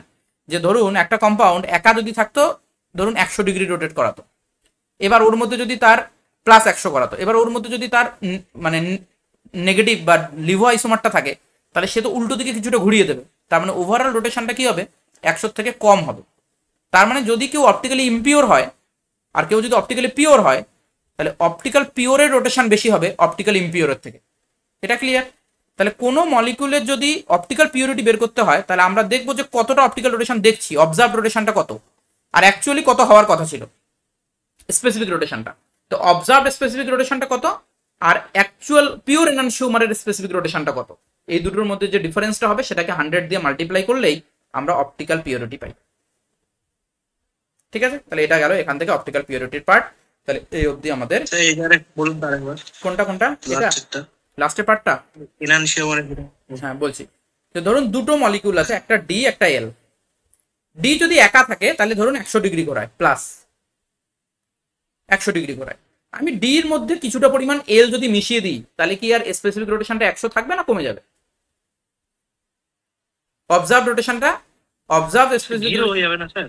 হ্যাঁ এটা এটা এক সেম পরিমাণে নেই, Zero এটা হয়ে অল্প যাবে না? পরিমাণে আছে, মানে 100% নেই, মানে দুটো আচ্ছা। 50-50 নেই, এলটা কম পরিমাণে আছে, তাহলে রোটেশনটা একটু কম হবে। তো এ যত ডিগ্রি অ্যাঙ্গেলে ঘোরানোর চেষ্টা করছিল, এ উল্টো দিকে কিছুটা ঘুরিয়ে দেবে। তো যেটা অবজার্ভ হবে, যেটা আমরা দেখতে পাবো অ্যাকচুয়ালি, আর যেটা অ্যাকচুয়াল পিওর এনানসিওমারের রোটেশন হয়, এই দুটো রেশিওকে 100 দিয়ে মাল্টিপ্লাই করলেই পাই অপটিক্যাল পিওরিটি। এই টেকনিকটা ইউজ করা হয় বিশেষ করে যে সমস্ত ড্রাগ, অপটিক্যালি পিওর ড্রাগ দরকার হয় বা অপটিক্যালি পিওর কোনো মেডিসিন দরকার হয়, সেটা যখন তৈরি করা হয়, সেটা তৈরি ঠিকঠাক হয়েছে কিনা, অপটিক্যালি পিওর তৈরি হয়েছে কিনা, সেটা তার অপটিক্যাল পিওরিটি চেক করেও দেখা হয়। যে যদি সে অপটিক্যালি পিওর না হয়, তাহলে কিন্তু সেটা ইউজ করা যাবে না। অ্যাকচুয়ালি এই পুরো কাহিনীটা ছিল এক জায়গায় শুরু হয়েছিল, লাস্টে বলছি টাইম থাকলে। আচ্ছা, যদি কেউ রেসিমিক হয়, তাহলে তাকে প্লাস মাইনাস লেখা হবে অথবা ডিএল লেখা হবে, একসাথে লেখা হবে। তার মানে কেউ যদি ডেক্সট্রো হয় তাহলে প্লাস লেখা হবে, লিভো হলে মাইনাস লেখা হবে, বা ডি লেখা হবে, এল লেখা হবে। যদি দুটোই একসঙ্গে থাকে 50-50 রেসিমিক মিক্সচার যদি হয়, তাহলে তাদেরকে আমরা রেসিমিক মডিফিকেশন, রেসিমিক মিক্সচার বা রেসিমেট, এই তিনটে টার্মও বলতে পারি। তাদেরকে প্লাস মাইনাস বা ডিএল দিয়ে লেখা হবে। আশা করছি এই জায়গাতে কারো কোনো বুঝতে, সেই মিক্সচারটাকে তো অপটিক্যালি পিওর মিক্সচার বলা হবে। কোনটাকে? রেসিমিককে? না না না 50-50 যখন থাকবে। না না না না, রেসিমিক মিক্সচার অপটিক্যাল পিউরিটি তখন 0 হয়ে যাবে। পুরোটাই 100% রেসিমিক যদি হয় কেউ, তাহলে তার অপটিক্যাল পিউরিটি 0। তার মধ্যে কেউ এক্সেস পরিমাণে নেই, কোনো এনানসিওমারই এক্সেস নেই, দুটোই সমান সমান পরিমাণে আছে। ওভারঅল রোটেশন 0 হয়ে যাবে সলিউশন। আচ্ছা, এখানে একটা নিউমেরিক্যাল প্রবলেম আছে, এটা দেখবেন যদি টাইম থাকে। ওকে, এবার আসি যে কোনো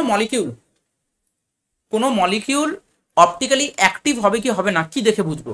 আমি তো বললাম একটু আগে যে মলিকিউল অপটিক্যালি অ্যাক্টিভ কি অ্যাক্টিভ না এটা বলা যাবে, কিন্তু কোন দিকে ঘুরবে এটা বলা, কোন দিকে লাইটকে ঘোরাবে এটা বলা যাবে না।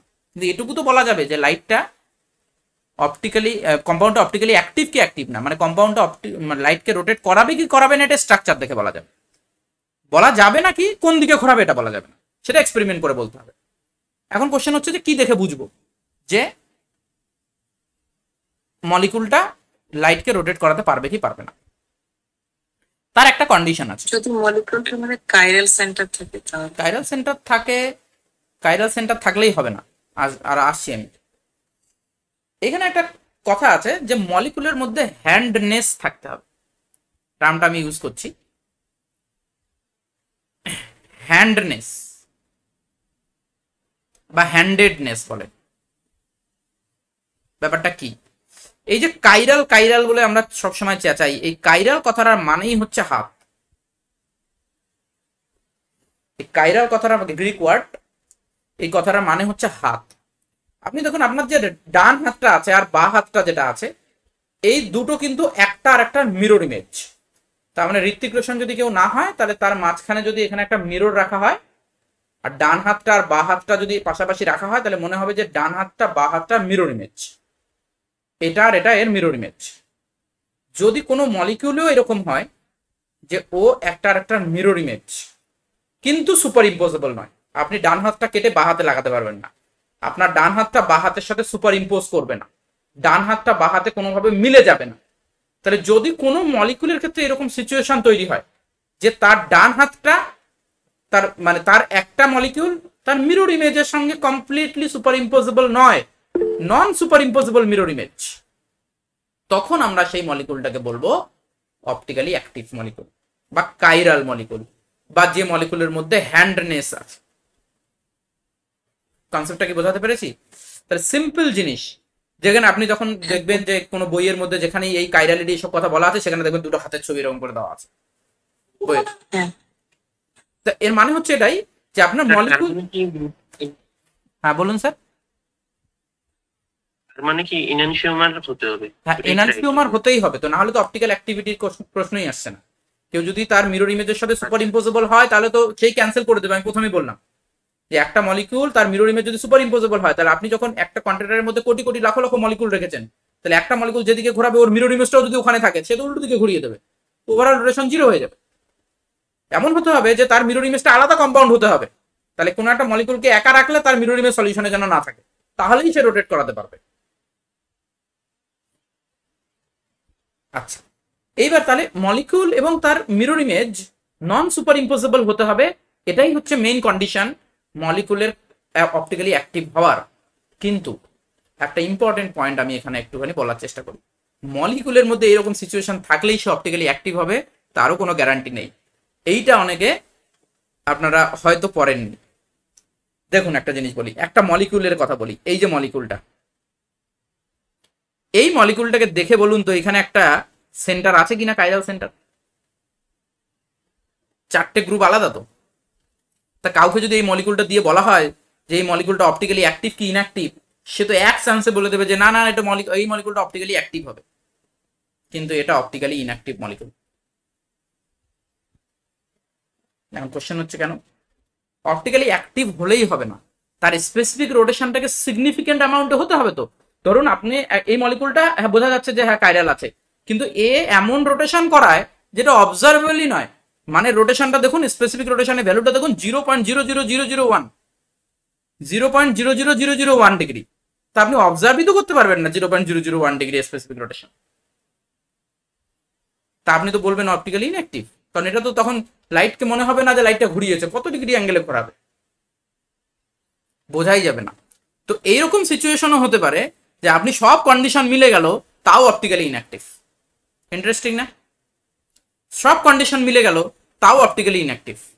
তার মানে কোনো মলিকিউলকে অপটিক্যালি হতে গেলে সেই মলিকিউলটাকে তো ওই যে প্রথমে যে কাইরাল কন্ডিশন সেটা তো ফুলফিল হতেই হবে, এবং তার measurable amount of optical activity থাকতে হবে। এরকম নয় যে আপনার optical activity 0.00001 degree optically active বলে দেবো, তা হবে না। আশা করছি কনসেপ্টটা ক্লিয়ার হয়েছে।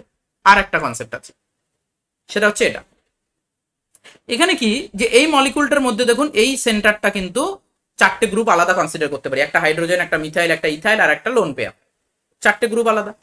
কিন্তু এই মলিকুলটার যে কনফিগারেশন, মানে মলিকুলটার যে স্ট্রাকচার যেভাবে থাকছে, লোন পেয়ারটা যেভাবে থাকছে, হাইড্রোজেন মিথাইল গুলো থাকছে, এই কনফিগারেশনটা স্টেবল নয়, এ ফ্লিপ করে উল্টো দিকে চলে যেতে পারে। এই ফ্লিপিংটা দেখানো হয়েছে। তাহলে ফ্লিপিংটা হয়ে এই মলিকুলের যে ফ্লিপিংটা হয় কিরকম হয়, যে নাইট্রোজেনটা তো প্রথমে থাকে sp3, এটা না যখনই এই রুম টেম্পারেচারে রাখা হবে তো রুম টেম্পারেচারে না এটা sp2 হয়ে যাবে, আবার sp3 হয়ে যাবে। তা যখন এই sp2 থেকে আবার sp3 হয় তখন দুদিকেই সমানভাবে যেতে পারে। এই জন্যে এই প্রথমটা এই 1 নম্বর স্ট্রাকচারটা কাইরাল, ঠিক আছে, 3 নম্বর স্ট্রাকচারটাও কাইরাল, এটাও ঠিক আছে। 2 নম্বর স্ট্রাকচারটা তো কাইরাল নয়, কারণ এটার মধ্যে প্লেন অফ সিমেট্রি চলে আসবে। 2 নম্বর স্ট্রাকচারটা কাইরাল নয়। আবার 1 আর 3 আবার একটা মিরর ইমেজ, আর সলিউশনে আবার এই দুটো সমান সমান পরিমাণে থাকবে, যখনই এটা রাখবো একই সলিউশনের মধ্যে দুটোই থাকবে। তার আপনি যদি এটা নিয়ে শুরু করেন, যে এটা স্টার্ট করবেন এটা কনভার্ট হয়ে এটা তৈরি করবে, বা এটা নিয়ে শুরু করলে এটা তৈরি হবে, তো দুটোই একসঙ্গে থাকবে, অপটিক্যাল রোটেশন 0 হবে। তাহলে মলিকুল কাইরাল হলেই অপটিক্যাল রোটেশন দেখাবে তাই নয়, তার কনফিগারেশনটাকেও রিজিড হতে হবে, কনফিগারেশনটাকে স্টেবল হতে হবে। এরকম না যে কনফিগারেশনও ফ্লিপ করে যায়, কনফিগারেশন ফ্লিপ করে গেলে সেটাকে আবার আমরা বলবো না।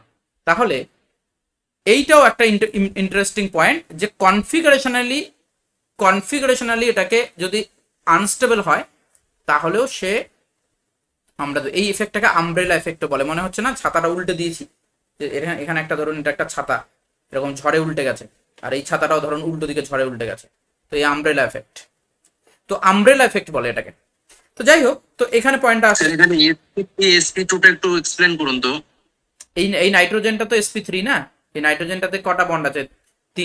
3টে সিগমা বন্ড, একটা লোন পেয়ার। কিন্তু এখানে দেখুন এই অরবিটালটা p অরবিটাল, তাহলে একটা p অরবিটাল যদি থাকে, পিওর p থাকলে তো p অরবিটাল হাইব্রিডাইজেশন করেনি, তাহলে sp2 হবে।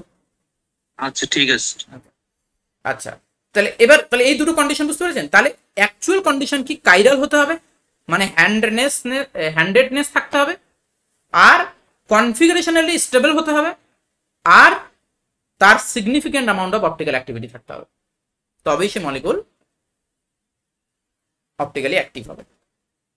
আশা করছি এই কনসেপ্টটা নিয়ে কারো কোনো এগুলো স্ট্রাকচার দেখে এগুলো স্ট্রাকচার দেখে বুঝবো কিভাবে যে সিগনিফিকেন্টলি অ্যামাউন্টের হতে হবে এটা? এটা তো কিছু কিছু এক্সাম্পল, এই দুটো পড়লেই আপনার কমপ্লিট, আর কিছু করতে হবে না, এর বাইরে দেখতে হবে না। আচ্ছা আচ্ছা আচ্ছা, ঠিক। ঠিক আছে না, এই দুটো স্পেশাল এক্সাম্পল। আচ্ছা, এই আর ধরনের ওটার ভ্যালুটা স্যার অতটা কম কেন হয়? মানে 0.001 এতটা কম অ্যাকচুয়ালি কেন কম হওয়ার পিছনে কারণ হলো যে এইখানে যে গ্রুপগুলো আছে না, এই গ্রুপগুলো ইলেকট্রন ডেন্সিটিটা প্রায় একই রকম। দেখুন এই গ্রুপটা আর এই গ্রুপটা সাইজ, তাহলে গ্রুপ সাইজ গুলো যদি একই রকম ইলেকট্রন ডেন্সিটি যদি হয় তাহলে কি হবে, ওভারঅল মিউচুয়ালি তারা ক্যান্সেল আউট করে দেবে, তো তাও একটু থাকবে কারণ একটা বড় একটা ভ্যালুটা ছোট। কম হবে। হুম, ওই জন্য খুব সামান্য হবে। আচ্ছা, এবার এই এই ধরনের যে আমি এইখানে যে অ্যামিনের কথাটা গল্পটা বললাম না, এই অ্যামিনের গল্পটা, এই ধরনের আইসোমারকে আমরা বলি কি বলি, ইনভার্ট ইনভার্টোমার। ইনভার্ট হয়ে যাচ্ছে না একটা একটা উল্টো দিকে, তাহলে ইনভার্টোমার বলি। তাহলে ইনভার্টোমার কোথায় কোথায় হয় কোথায় কোথায় হয় না এবার দেখে নেবেন, যদি মনে হয় দেখার, না দেখলেও কোনো অসুবিধা নেই। ইনভার্টোমার যাদের এরকম এরকম হয় না তাদেরকে আমরা এটা বলি। ওকে, এ অবধি কোনো ডাউট? কনসেপ্ট কি বোঝা যাচ্ছে? আমরা কিন্তু এই জিনিসটা কিছু নতুনত্ব, কিছু নতুন জিনিস শিখলাম কি? হ্যাঁ স্যার। ওকে, সিলেবাসটা একবার দেখে নিই একটুখানি। সিলেবাসটা তো মাঝে মাঝে আমাদের একটুখানি দেখতে হবে যে সিলেবাসের বাইরে না আবার চলে যাচ্ছি, সিলেবাসের বাইরে আবার চলে না যাচ্ছি। তাহলে সিলেবাসের মধ্যে আছে এগুলো হয়ে গেল, তাহলে এই অবধি হয়ে গেল optical activity, optical rotation, racemization, এই পার্টটা হলো।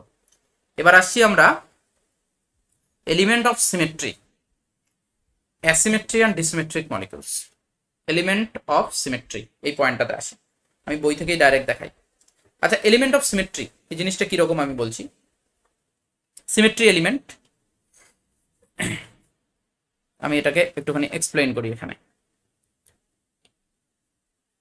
সিমেট্রি এলিমেন্ট,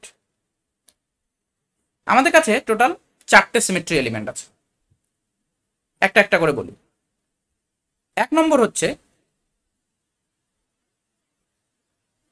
হচ্ছে যেটাকে বলা হয় rotational Axis of symmetry. Rotational Axis of symmetry, এটাকে রিপ্রেজেন্ট করা হয় CN দিয়ে। জিনিসটা কেমন, ধরুন আমি একটা ওয়াটার মলিকিউল নিলাম, এরকম আমার ওয়াটার মলিকিউল, এখানে দুটো হাইড্রোজেন আছে, এই ওয়াটার মলিকিউলটা আছে এরকম অ্যাঙ্গেল করে, এরকম ওয়াটার মলিকিউলটা এখানে আছে।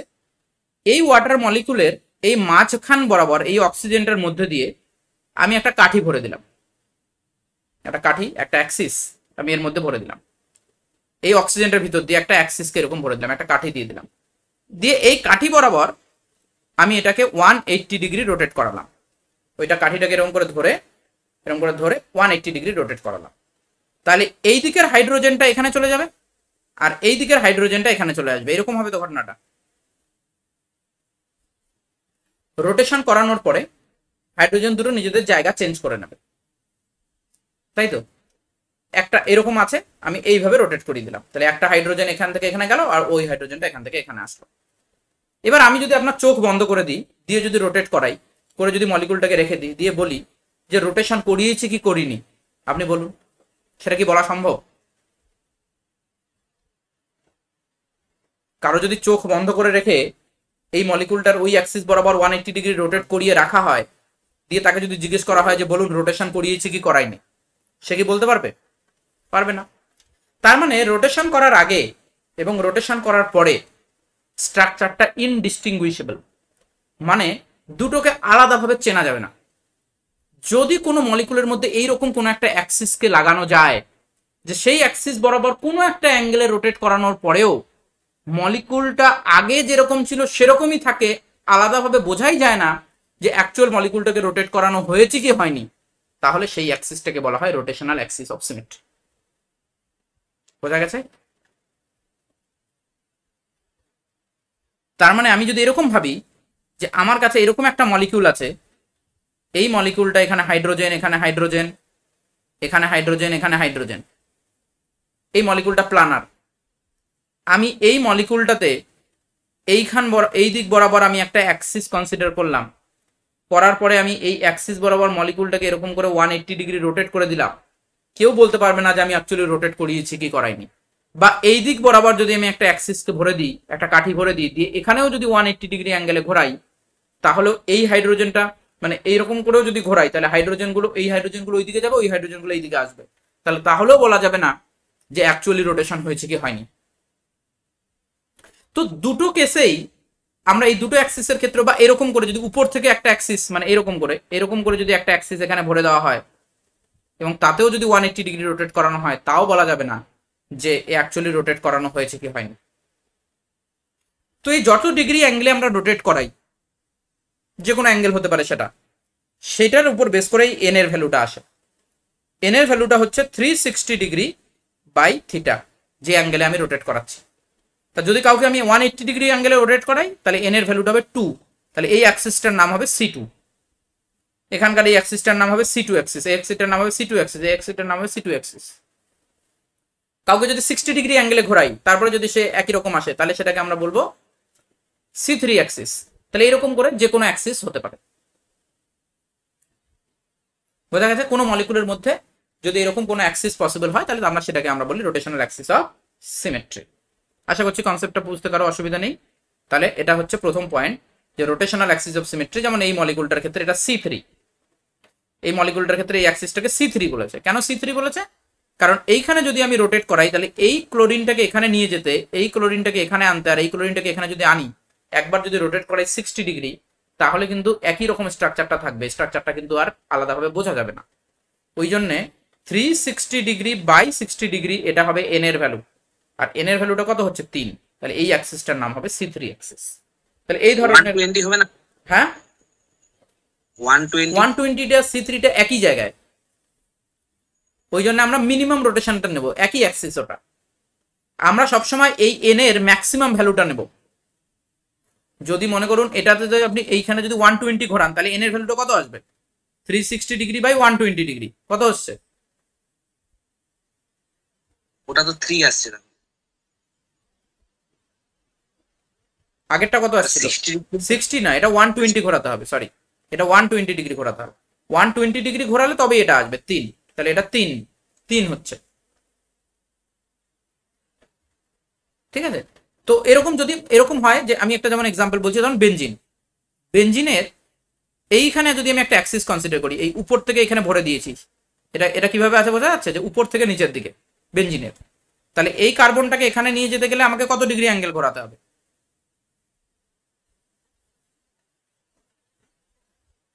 মানে 60 ডিগ্রি। তাহলে এখান থেকে এই অ্যাঙ্গেলটা ঘোরাতে হবে 60 ডিগ্রি। তো 60 ডিগ্রি এখানে ঘোরালেই কিন্তু আমি এই কার্বনটা এখানে চলে যাবে, কিন্তু এই কার্বনটাকে যদি আমি এখানে নিয়ে যেতে চাই, তাহলে 120 ডিগ্রি ঘোরাতে হবে। তো এই অ্যাক্সিসটাকে আমি বলতে পারি C6, আবার বলতে পারি C3, কিন্তু C3টা নেওয়া যাবে না। এই এন এর যেটা ম্যাক্সিমাম ভ্যালু থাকবে সেটা নিতে হবে, মানে সব থেকে কম অ্যাঙ্গেলে রোটেশন করে যেটা ইনডিস্টিংগুইশেবল হবে সেটা নিতে হবে। ঠিক আছে? তো তাহলে এটা গেল হচ্ছে রোটেশন। আর বিশেষ কিছু এখানে বেশি আর যাচ্ছি না। আর যদি কারো জানার দরকার থাকে আমি তো দিয়েই দিচ্ছি ম্যাটেরিয়াল, পড়তে থাকবেন, কোনো অসুবিধা নেই। নেক্সট আসছি প্লেন অফ সিমেট্রি।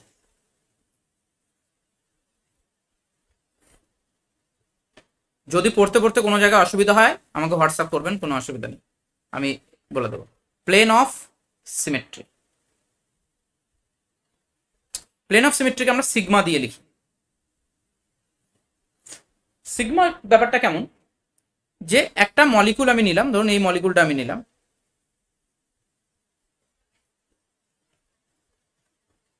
এই মলিকুলের মাঝ বরাবর আমি একটা প্লেনকে বসাবো, মলিকুলটাকে কাটবো মাঝ বরাবর।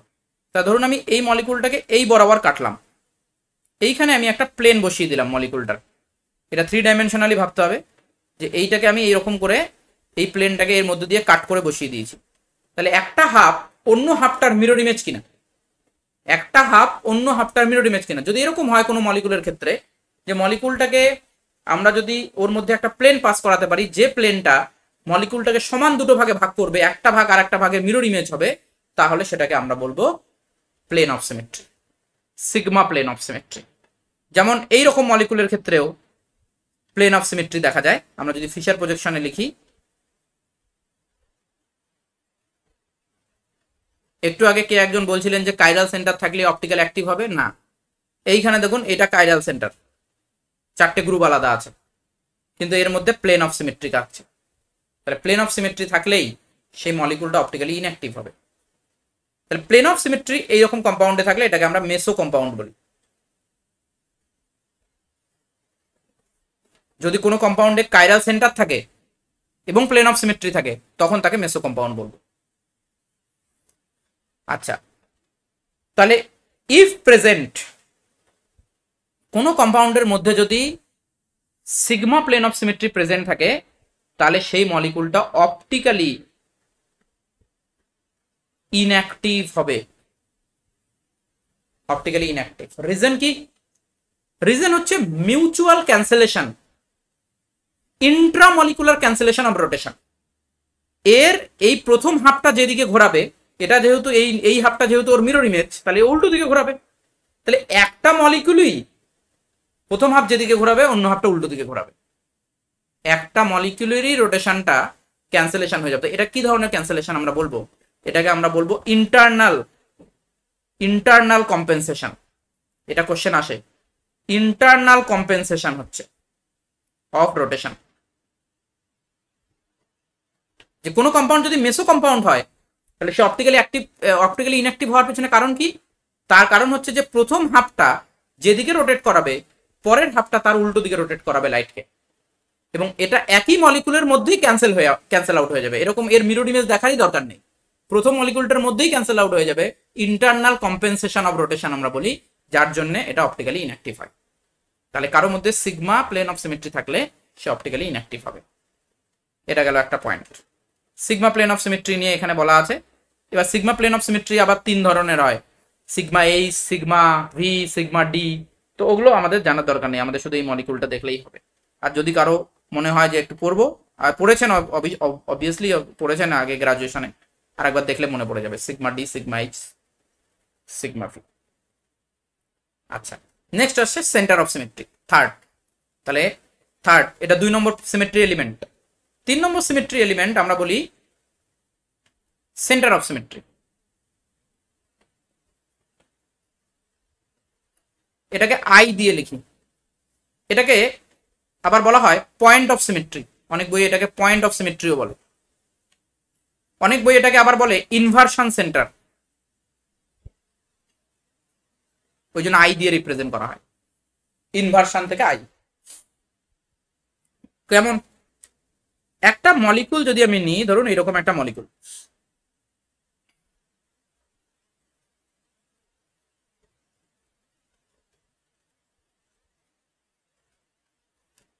এখানে আছে সিএল, এখানে সিএল, এখানে CH3, এখানে CH3, এইচ এইচ, এখানে ধরুন ডি, এটা ডি।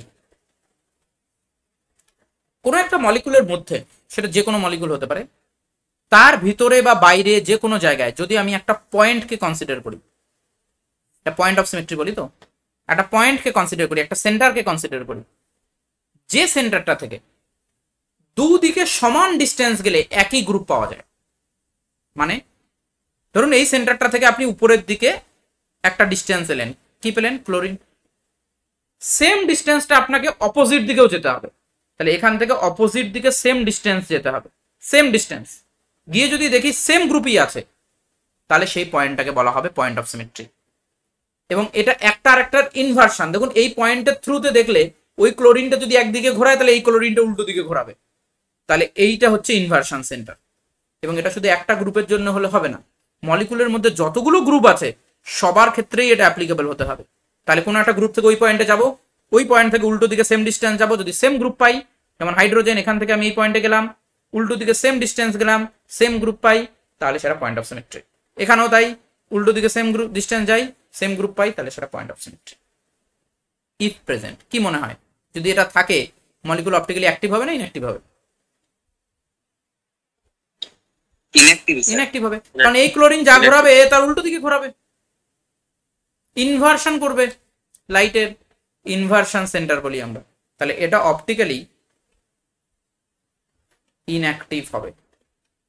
তাহলে আমাদের এই জিনিসটা মাথায় রাখতে হবে যে কখন অপটিক্যালি ইনঅ্যাক্টিভ। তাহলে আমরা তো দেখেই বলতে পারবো, তাহলে এক তো প্লেন অফ সিমেট্রি থাকলে optically inactive, point of symmetry থাকলেও অপটিক্যালি ইনঅ্যাক্টিভ, এবং এটাও ইন্টারনাল কম্পেনসেশন হয়। পয়েন্ট অফ সিমেট্রি থাকলে, এটাতে প্লেন অফ সিমেট্রি নেই, এই মলিকুলটাতে প্লেন অফ সিমেট্রি নেই, কিন্তু পয়েন্ট অফ সিমেট্রি আছে, ঠিক আছে, তাও এটা অপটিক্যালি ইনঅ্যাক্টিভ। লাস্ট আমাদের কাছে আরেকটা আছে, তাহলে এটা হচ্ছে দেখুন এই যে পয়েন্ট অফ সিমেট্রি, এরকম একটা এক্সাম্পল তারা নিয়েছে, COH COH, pH pH, H H, সব গ্রুপগুলোর ক্ষেত্রে সমান হতে হবে, তাহলে এটাকে আমরা বলি পয়েন্ট অফ সিমেট্রি। আর লাস্ট যেটা, সেটা হচ্ছে অল্টারনেট অ্যাক্সিস অফ সিমেট্রি, যেটাকে এসএন লেখা হয়। অল্টারনেটিং অর রোটেশন রিফ্লেকশন, আমি কেন বলছি রোটেশন রিফ্লেকশন সেটাও বলছি। লাস্ট এই সিমেট্রি এলিমেন্টটাই আছে আমাদের 4 নম্বর, এটা হচ্ছে alternating Axis of symmetry or rotation reflection, এগুলো সব দিয়ে দেবো, এসএন বলি, এটা এসএন দিয়ে লেখা হয়। আচ্ছা, রোটেশন রিফ্লেকশন মানে প্রথমে রোটেট করাবো, দিয়ে তার মিরর ইমেজ নেবো। তাহলে কোনো একটা মলিকুলকে কোনো একটা সিএন বরাবর রোটেট করালেন, কোনো একটা অ্যাক্সিস বরাবর রোটেট করালেন, রোটেট করানোর পরে তার মিরর ইমেজ নিয়ে যদি দেখা যায় আগের মলিকুলের সাথে সেম, তাহলে সেটাকে আমরা এসএন বলবো। যেমন এই এক্সাম্পলটা আমি আর লিখছি না, এই মলিকুলটাকে S2 তে ঘুরিয়েছে, S2 টু মানে কত ডিগ্রি, 180 ডিগ্রি, 180 ডিগ্রিতে ঘুরিয়েছে। 180 ডিগ্রিতে ঘোরালে এই সিওএইচটা এখানে আসবে, তাই এসেছে, এখানে এসছে, তাই না, এই সিওএইচটা এখানে যাবে, সেখানে গেছে, এই পিএইচটা এইদিকে আসবে, এখানে এসছে, এই পিএইচটা উল্টো দিকে চলে যাবে, উল্টো দিকে চলে গেছে, এটা হয়েছে। কিন্তু এটা কিন্তু সিএন নয়, কেন সিএন নয়, কারণ আগের মতো ডিস্ট্রিক্ট বলতেই পারবো রোটেশন হয়েছে, কিন্তু এর মধ্যে যদি একটা মিরর প্লেন দেওয়া হয় এবং এর মিরর ইমেজটা যদি নেওয়া হয়, তাহলে এর মিরর ইমেজটা এখানে হাইড্রোজেন, এখানে হাইড্রোজেন, তো এখানে হাইড্রোজেন আসবে, এখানে সিওএইচ, তো উল্টো দিকে সিওএইচ আসবে, তাহলে এই মলিকুলটা আর এই মলিকুলটা আগেরটা সেম। তাহলে অল্টারনেট অ্যাক্সিস অফ সিমেট্রি কখন বলি আমরা,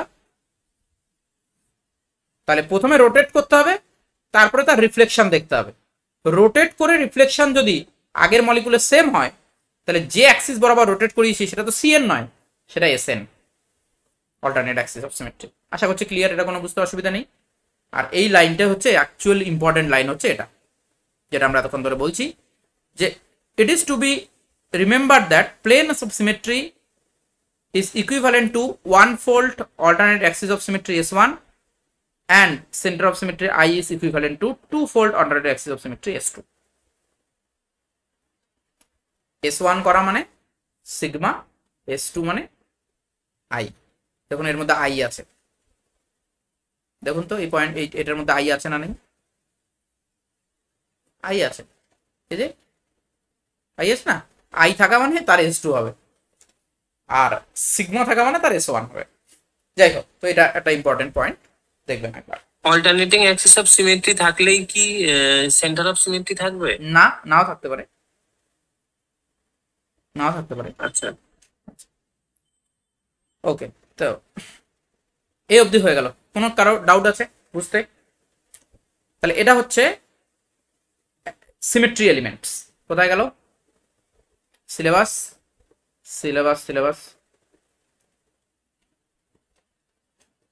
symmetry element, element of symmetry হয়ে গেল। আচ্ছা, লাস্ট হচ্ছে এটা অ্যাসিমেট্রিক আর ডিসিমেট্রিক মলিকুল। এইবার এটা কি জিনিস, অ্যাসিমেট্রিক আর ডিসিমেট্রিক, এই দুটোকে বলা হয় আনসিমেট্রিক একসাথে। মলিকুল হচ্ছে আনসিমেট্রিক মলিকুল দু রকমের হয়, আমি দুটো এক্সাম্পল দিচ্ছি। প্রথমে আমি একটা মলিকুল লিখছি এখানে,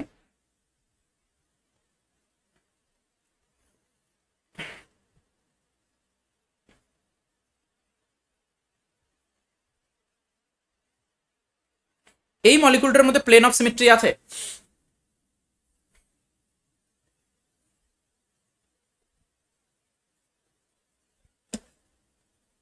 প্লেন অফ সিমেট্রি মলিকুলটার মধ্যে আছে, আছে, হ্যাঁ, সেন্টার অফ সিমেট্রি আছে। কোথায় সেন্টার অফ সিমেট্রি আছে? না না নেই। নেই। নেই নেই। প্লেন অফ সিমেট্রি নেই, সেন্টার অফ সিমেট্রি, এটা অপটিক্যালি অ্যাক্টিভ মলিকুল। কিন্তু এর C2 অ্যাক্সিস আছে, দেখুন এই বরাবর যদি আমি এটাকে রোটেট করি, C2 করি 180 ডিগ্রিতে রোটেট করি, তাহলে এই মিথাইলটা এখানে যাবে না? জাস্ট এরকম করে উল্টে দেবো প্লেনটাকে, আমি প্লেনটা এরকম লিখছি, এই যে প্লেনটা, এবার বোঝা গেছে তো যে ত্রিভুজাকার যে প্লেনটা আছে, প্লেনটাকে উল্টে দেবো, করা যাবে তো? C2 আছে, হ্যাঁ কিন্তু হ্যাঁ হ্যাঁ, হবে। C2 আছে, কিন্তু সিগমা নেই, আই নেই, এসএন নেই, C2 আছে। তো যদি কোনো মলিকুলের মধ্যে খালি C2 থাকে, বাকিগুলো না থাকে, তাহলে সেটাকে ডিসিমেট্রিক মলিকুল বলে। কি বলবো? ডিসিমেট্রিক। ডিসিমেট্রিক মলিকুল অপটিক্যালি অ্যাক্টিভ হবে। অ্যাসিমেট্রিক কখন বলবো? অ্যাসিমেট্রিক মানে কেউই থাকবে না। যেমন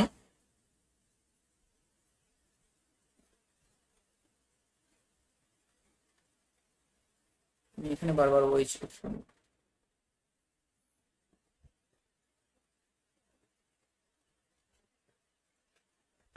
পিটুটা কি করে আরেকবার একটু কাইন্ডলি বলে দাও। হ্যাঁ বলছি, এই মলিকুলটাকে, এই যে প্লেনটা আছে না, এই যে এই ত্রিভুজটা যেটা আছে, ত্রিভুজটা ধরে উল্টে দিন, মানে এখানে দেখাচ্ছে, মোবাইলটা দেখতে পাচ্ছেন, এইরকম করে গ্রুপটা ছিল, হ্যাঁ। উপরে মিথাইল, হ্যাঁ হ্যাঁ। এইভাবে উল্টে দিয়েছি, তাহলে ওই মিথাইলটা নিচে চলে যাবে না, উপরের যেটা, ও আচ্ছা, ওকে ওকে। হ্যাঁ এইভাবে উল্টাচ্ছে 180 ডিগ্রি। কিন্তু এই মলিকুলটার মধ্যে দেখুন, না সিএন আছে, না এসএন আছে, না সিগমা আছে, না আই আছে, কিছুই নেই, তখন সেটাকে বলা হবে অ্যাসিমেট্রিক।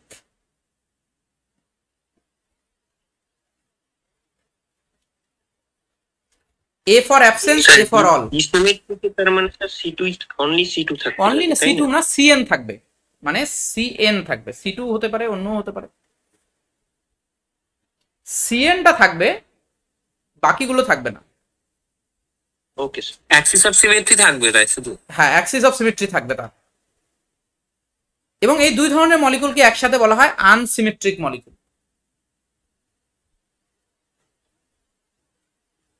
আনসিমেট্রিক দু রকমের, অ্যাসিমেট্রিক আর ডিসিমেট্রিক। তাহলে এটা মনে রাখার জন্য বলছি, এ for absence, A for all, all absent. যদি কেউই অ্যাবসেন্ট না থাকে, কোনো সিমেট্রি এলিমেন্টই অ্যাবসেন্ট না থাকে, তাহলেই অ্যাসিমেট্রিক বলবো।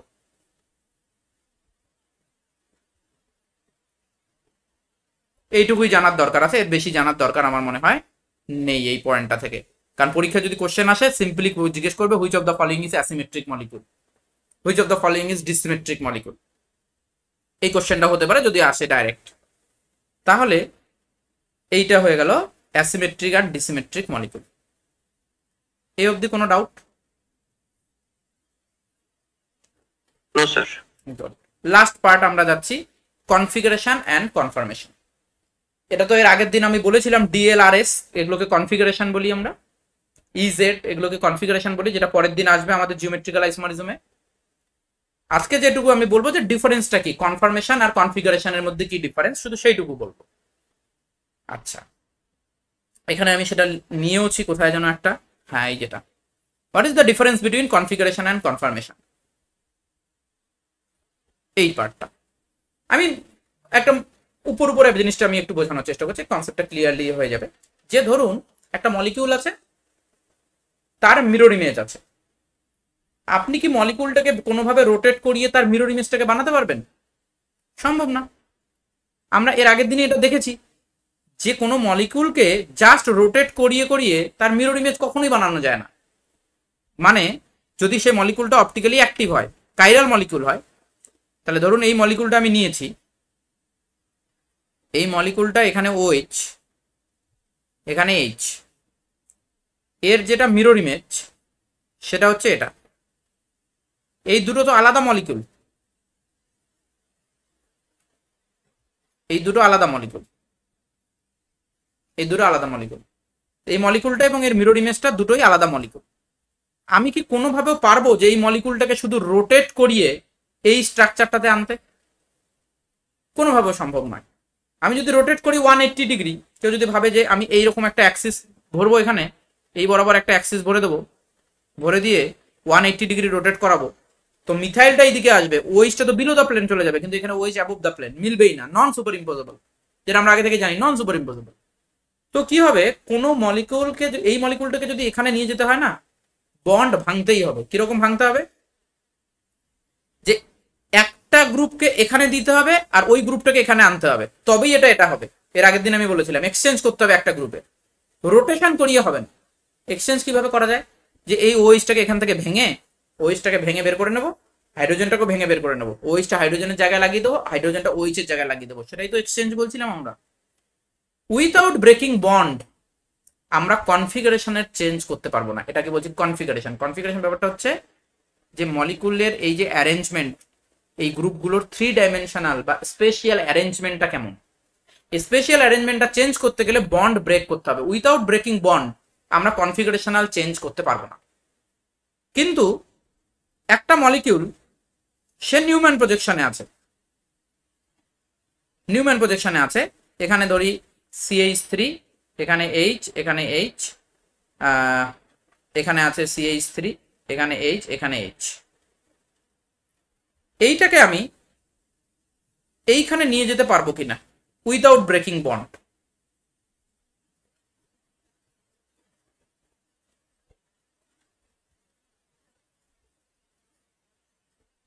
হ্যাঁ পারবো। পারবো। তা এইটা ইন্টার কনভার্টেবল। তাহলে যদি এই দুটো, কিন্তু দেখুন এই দুটো কিন্তু আলাদা এনার্জির মলিকুলের, দুটো আলাদা, এগুলোকে আমরা বলি কনফর্মেশন। এটা কনফিগারেশন না, এটা হচ্ছে কনফর্মেশন। তাহলে যদি কোনো বন্ডকে রোটেট করে, বাঁকিয়ে, মানে টুইস্ট করে, কোনোভাবেও যদি অন্য একটা স্ট্রাকচারকে আনানো যায়, যেমন আমি সাইক্লোহেক্সেনের এই একটা স্ট্রাকচার দেখছি, বোট আর এই একটা চেয়ার, কোনো বন্ড ভাঙছি না, কি করছি, এই কার্বনটাকে এইদিকে টেনে হেঁচড়ে এইদিকে নিয়ে চলে এসেছি নিচের দিকে। তাহলে যদি কোনো মলিকুলকে জাস্ট বন্ডগুলোকে বাঁকিয়ে, রোটেশন করিয়ে, টুইস্ট করিয়ে যদি অন্য একটা স্ট্রাকচারে আনা যায়, তখন সেগুলোকে আমরা বলবো কনফর্মেশন। আর যদি বন্ড ভেঙে, একটা বন্ডকে ভাঙবো, অন্য বন্ড জুড়বো, তখন যে চেঞ্জ হবে সেগুলোকে আমরা বলবো কনফিগারেশনাল চেঞ্জ। তখন কনফিগারেশনের চেঞ্জ হবে। তাহলে উইদাউট ব্রেকিং বন্ড কখনো কনফিগারেশনের চেঞ্জ হবে না। ওই জন্য যদি কোনো কেমিক্যাল রিয়াকশন না হয় তাহলে কনফিগারেশনের চেঞ্জ হয় না। কিন্তু কনফর্মেশনের চেঞ্জ টেম্পারেচার চেঞ্জের সাথে হতে পারে, সলভেন্ট চেঞ্জের সাথে হতে পারে, আরো বিভিন্ন ফ্যাক্টরের উপর ডিপেন্ড করে হতে পারে কনফর্মেশনাল চেঞ্জ। কিন্তু কনফিগারেশনাল চেঞ্জ টেম্পারেচার বা মানে রিয়াকশন না হলে হবে না। তো এইটাই হচ্ছে মেন ডিফারেন্স। সেই জিনিসটা এখানে একবার দেখতে হবে। যেমন আমি আর একটা এক্সাম্পল দিচ্ছি, একটা সহজ এক্সাম্পল দিচ্ছি। ধরুন এরকম একটা মলিকিউল আছে,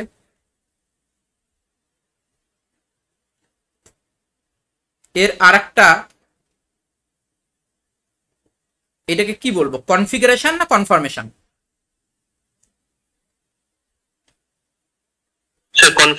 কনফিগারেশন, কারণ স্পেশাল অ্যারেঞ্জমেন্টই আলাদা। এই দুটো একই দিকে সিস কনফিগারেশন, এটা ট্রান্স ইজেড কনফিগারেশন বলি আমরা এদের ক্ষেত্রে।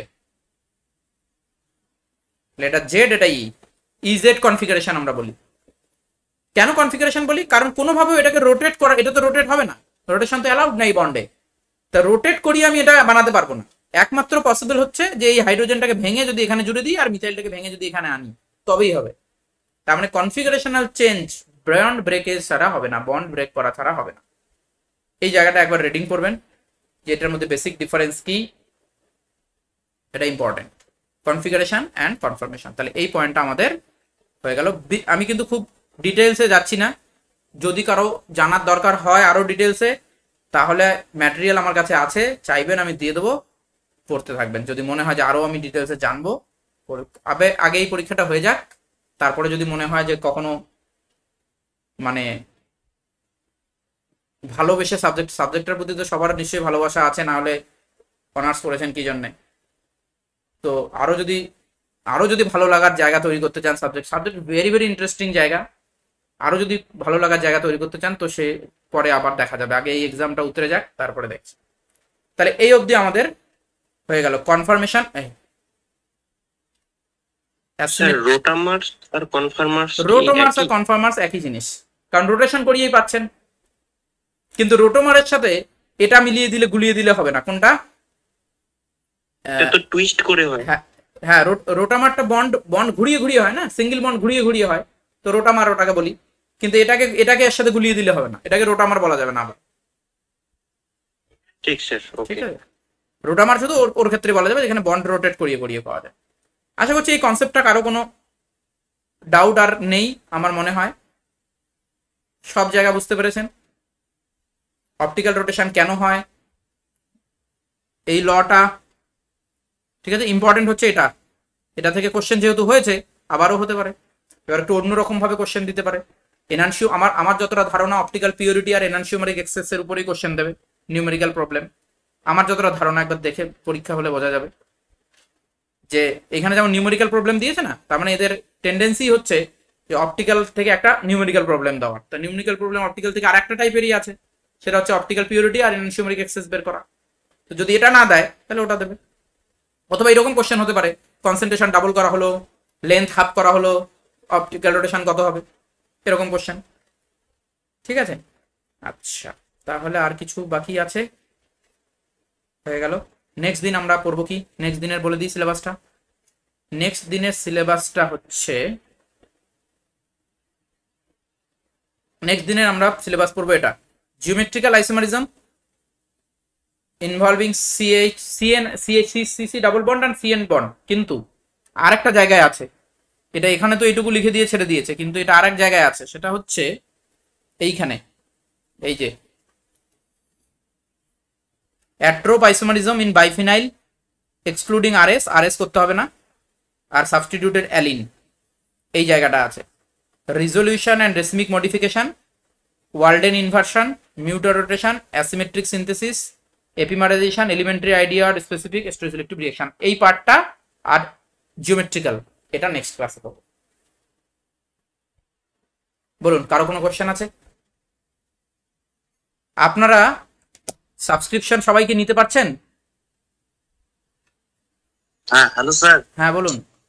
আমার একটা কথা আছে। বলুন।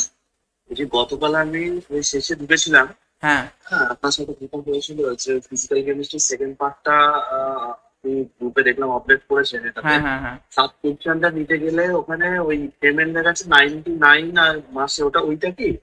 পার মান্থ না, এটা ওয়ান টাইম স্যার, আপনাকে একবারই পে করতে হবে। পরীক্ষার আগে অবধি আপনারা অ্যাক্সেস পাবেন অ্যাপে, পরীক্ষার আগে অবধি। এবার ও হ্যাঁ, আপনারা এক দু দিনের মধ্যে, মানে আজকে আর কালকের মধ্যে যারা যারা সাবস্ক্রিপশন নেবে নিয়ে নিন, কারণ তারপরে প্রাইসটা আমি ইনক্রিজ করে দেবো। আপনারা যারা আগে সাবস্ক্রিপশন করেছেন, আগে যারা অ্যাড হয়েছেন, তারা আগেই সাবস্ক্রিপশন নিয়ে নিন, তাহলে আপনাদের এই প্রাইসে হবে। আমি এর প্রাইসটা আবার বাড়িয়ে দেবো। এটা 1999 ওইটা তো? হ্যাঁ হ্যাঁ হ্যাঁ, ওটা আজকেই আপনারা যারা যারা নেবেন সাবস্ক্রিপশন বলে ঠিক করেছেন, আজকেই আপনারা সাবস্ক্রিপশন নিয়ে নিন। আগামীকাল। আচ্ছা, তো আরেকটা কথা, হ্যাঁ বলুন। আরেকটা কথা হচ্ছে এই যে অর্গানিক কেমিস্ট্রি যে শেষ পার্টটা, মানে যেটা আপনি পড়াচ্ছিলেন, যে স্টিরিও কেমিস্ট্রি যে পার্টটা, আমি কালকে লাস্ট মুহূর্তে ঢুকেছিলাম যখন RS নোমেনক্লেচার পড়াচ্ছিলেন আপনি, আচ্ছা ঠিক আছে? হ্যাঁ হ্যাঁ, তো এইটা এটা পুরো আবার রেকর্ডেড আপনি থাকবে বলুন তো স্যার, এটা রেকর্ডেড অ্যাপে আপলোড হয়ে যাবে কালকে। না না, সে তো ঠিক আছে। আপনি কালকে জিজ্ঞেস করলাম যে আজকে ক্লাস নেই, ওই জন্য আমি আবার আজকে মানে আচ্ছা, ওই ক্লাসটা অ্যাকচুয়ালি আমি আজকে ক্লাস নেওয়ার আমার কথা ছিল না। আমি একটা জিনিস আপনাদের বলে দিই সবাইকে, সেটা হচ্ছে যে আপনারা অ্যাপটা ফলো করবেন। অ্যাপে হ্যাপেনিং সুন যদি দেখেন, তার মানে আজকে ক্লাস আছে। আচ্ছা আচ্ছা, ঠিক আছে, হ্যাপেনিং সুনে যদি আপনি ওখানে ক্লিক করলেই তো টাইমটাও দেখাচ্ছে যে কোন টাইমে ক্লাসটা আছে। হ্যাঁ আমার টাইম দেখাচ্ছে। হ্যাঁ। আমি ভেবেছি আজকে ক্লাস নেই, আমি প্র্যাকটিস করছিলাম, তো আচ্ছা। হঠাৎ করে এখন ব্যাগটা খুলে গিয়ে দেখি না না, যেরকম অ্যাকচুয়ালি class কি হয়েছে, দেখাচ্ছে। কাল আমি আজকে ক্লাস নেওয়ার আমার ইন্টেনশন ছিল না, কিন্তু আমি তারপরে ভাবলাম যে সিলেবাসটাকে আমি এখন একটু এগিয়ে নিই, কারণ যে যতটা সিলেবাস আছে পরে দেখা গেল তাড়াহুড়ো হয়ে গেল। হ্যাঁ, হ্যাঁ, স্যার। এখন আমিও একটু ফ্রি আছি, আমারও কাজের চাপ একটু কম আছে। আমার কাজের চাপ স্টার্ট হয়ে গেলে তখন আবার আমিও ওই রকম ভাবে করতে পারবো না, তখন আমি আস্তে আস্তে করব। বলছি যে অ্যাপের মধ্যে ভিডিওটা যখন দেখছি, হুম মানে ওটা 2x স্পিড বা 1.5x স্পিড যেটা ইউটিউবে হয়, হুম হুম, ওরকম অপশন কি ওটা মানে সাবস্ক্রিপশন নেওয়ার পর আসবে? না সেটিং এ আছে তো, সেটিং এ আছে। ওই রকম অপশন তো আসে মনে হয়।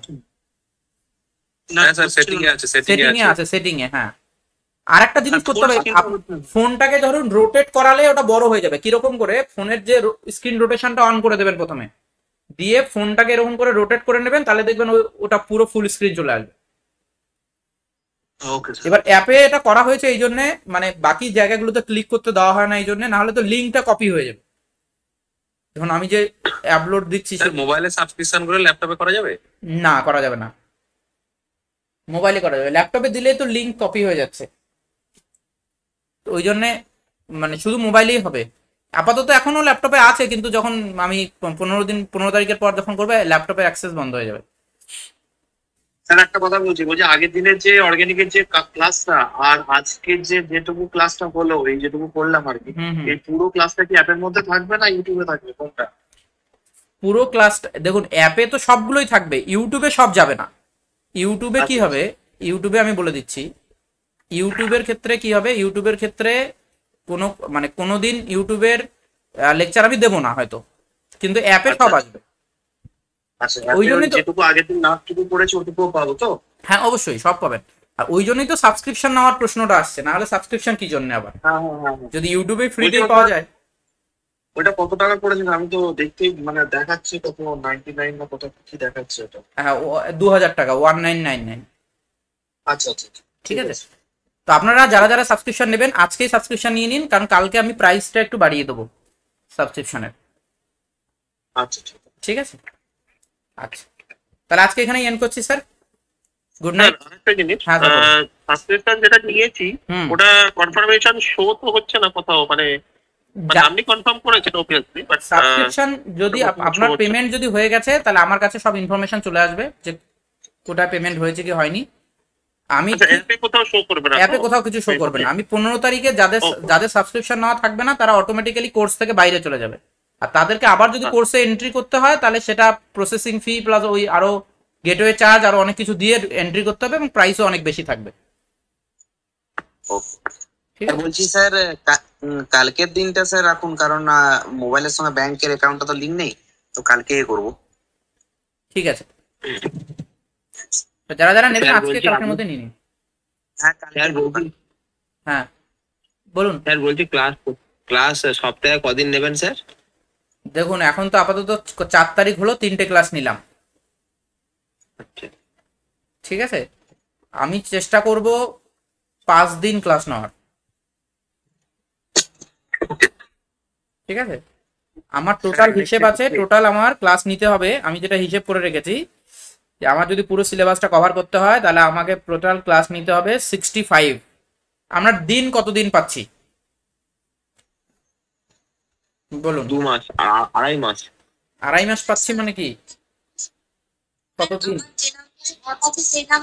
75 ডেজ স্যার। 75 ডেজ, তো 75 ডেজ যদি আমরা হ্যাঁ। পাই, আমার 65 ডেজে কভার হবে। তার মানে মাঝখানে যেটুকু গ্যাপ যাবে যাবে। এটা হচ্ছে আমার মনে হয়েছে যে এটা লাগবে মিনিমাম, কারণ যা সিলেবাস। Okay sir. স্যার আরেকটা রিকোয়েস্ট, হ্যাঁ বলছিলাম যে এই টাইমিংটা, এই টাইমিং নেবেন ক্লাসটা, তাহলে সুবিধা হয়। ক্লাস তো এই টাইমে, ক্লাস আমার তাছাড়া টাইম নেই না, আমার তো সকাল 6টা থেকে ক্লাস থাকে। আমার সকাল 6টা থেকে রাত্রি 7টা-8টা অবধি আমার থাকে, আমার ক্লাস থাকে। তো ওই জন্য আমার টাইম তো 9টার পরেই হবে।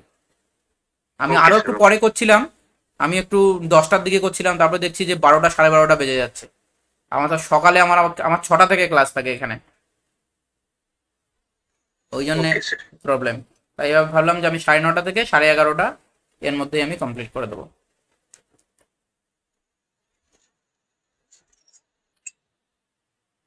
আর স্যার বলুন স্যার। স্যার ওই যে অপটিক্যালি ইম্পিউরিটির কথাটা বললেন, হুম। ওটা যদি অপটিক্যালি পিওর হয় তাহলে তো স্যার ডি বাই এল যে কোনো 100% একটা থাকলে 100% থাকলে সেটা 100, সেটা অপটিক্যালি পিওর, 100% পিওর। আর স্যার বলছি আপনি এই নোটগুলো দিয়ে দেবেন তো, যেগুলো দেখাচ্ছেন বই? হ্যাঁ নোটগুলো তো অবশ্যই দিয়ে দিচ্ছি তো অলরেডি। একটা চ্যাপ্টার পুরো কমপ্লিট হয়ে গেছে, ওখানে দেখুন নোটসটাও দিয়ে দিয়েছি। আপাতত এইটুকু, আপাতত আপনার লেখাটা পড়লেই হবে, তাই তো? হ্যাঁ আপাতত এটা করলেই হবে। আচ্ছা এইটা কি দিতে হবে, যেটা লিখছি আজকের পরে সেটাও কি কি দিতে টেস্ট হবে হবে? স্যার? আমি যেটাতে কিসে? লিখছি, হ্যাঁ, হ্যাঁ স্যার দিয়ে দিলে ভালো হয় স্যার। যেটা হ্যান্ড রিটেন নোট, এটাও দিয়ে দেবো আর ওটাও দিয়ে দেবো, তাই তো? দুটোই দিয়ে দেবো। ওটা দিলেও খুব ভালো হয়। ঠিক আছে, ঠিক আছে। স্যার আজকের পরে কি টেস্ট হবে স্যার এটার উপরে? হ্যাঁ, এটার উপরে তো অবশ্যই টেস্ট তো প্রতিদিন থাকছে না, টেস্ট 10টা কোশ্চেন হলেও থাকবে। স্যার গ্যাসিয়াস যে বাকি যে ভিডিও গুলো দিয়েছেন, হুম, আচ্ছা হ্যাঁ, ওটা একটু বলে নি, ওটা বলে নি যে আমি যেহেতু সমস্ত জিনিস খুব ডিটেলসে যেতে পাচ্ছি না টাইমের জন্য, এবার কারো কাছে যদি টাইম থাকে, কারো যদি মনে হয় যে আমার কাছে টাইম আছে পড়ার, তাহলে সে ওই ভিডিওগুলো যদি মনে করেন দেখতে পারেন, খুবই মানে ডিটেলসে আছে, আরো আরো আরো ডিটেইলড অ্যানালিসিস করা আছে প্রতিটা টপিকের উপরে, এবং ধীরে কোন ধীরে ভিডিওগুলো পড়িয়েছি। স্যার? হ্যাঁ, কোন ভিডিওগুলো? অ্যাপের মধ্যে দেখবেন আরো কিছু ভিডিও আমি দিয়েছি, 6টা এক্সট্রা ভিডিও দিয়েছি, রেকর্ডেড, পুরনো পুরনো রেকর্ডেড ভিডিও। হ্যাঁ স্যার দেখেছি। ঠিক আছে, তো পুরনো রেকর্ডেড ভিডিওগুলো যদি আপনাদের মনে হয় যে দেখবেন, তো সেটাও দেখতে পারেন, যদি টাইম থাকে দেখবেন, না হলে যেটুকু আপাতত করানো হচ্ছে এটুকু যদি করে যান তাও হয়ে যাবে, অসুবিধা নেই, কোশ্চেন খুব একটা কঠিন হবে না, কিন্তু টপিকগুলো সব আবার রিভাইজ করার দরকার হবে। স্যার আপনি অর্গানিক ইনঅর্গানিক ফিজিক্যাল তিনটেই করিয়ে দেবেন তো? তিনটেই করিয়ে দেবো, তিনটেই করিয়ে দেবো। অর্গানিক আমার স্পেশালাইজেশন, অর্গানিক আমি খুব তাড়াতাড়ি করিয়ে দেবো আপনাদের, এত তাড়াতাড়ি করিয়ে দেবো যে সিলেবাস দেখে দেখবে না শেষ হয়ে গেছে মনে হবে। অর্গানিক সব থেকে দ্রুততার সাথে আমি অর্গানিক করাবো। অর্গানিকে আমি বলছি কটা ক্লাস লাগবে, 5টা 6টা ক্লাসে পুরো অর্গানিক করে দেবো, সমস্ত রিয়েকশন হয়ে যাবে, সব রিয়েকশন নিজে নিজেই পারবেন, কোনো কিছু মুখস্থও করতে হবে না। Okay sir. ঠিক আছে, কালকে ক্লাস হবে? কালকে আমি অ্যাপে আপনাদের বলছি, আপনারা অ্যাপটা ফলো করবেন, অ্যাপে নোটিফিকেশন যায় 15 মিনিট আগে ক্লাসের, যারা নোটিফিকেশন অন করে রাখেননি নোটিফিকেশনটা অন করে দেবেন অ্যাপে। এক তো 15 মিনিট আগে আপনার কাছে নোটিফিকেশন যাবে যে ক্লাস হবে, তাছাড়াও আপনি দিনের মধ্যেই দেখতে পাবেন হ্যাপেনিং সুন বলে, ওখানে চলে আসবে প্রথমেই। ঠিক আছে। ঠিক আছে, আমি চেষ্টা করছি এখন তার কয়েকটা ক্লাস মানে কনজিকিউটিভ ডেতে মানে তাড়াতাড়ি করে সিলেবাসটাকে কিছু দূর যদি এগোনো যায় তাহলে একটা সুবিধা হবে। হ্যাঁ স্যার। এত বড় সিলেবাস আমাদের 3 বছরে আমরা শেষ করতে পারিনি, অনার্স লেভেলে 3 বছরেও পড়ে শেষ করতে পারিনি এই যতটা সিলেবাস আছে। তো এখন আমাদের যদি, যাই হোক, সিলেবাস মনে হয় কমাবে কি কমাবে না কে জানি, কমালে তো ভালো।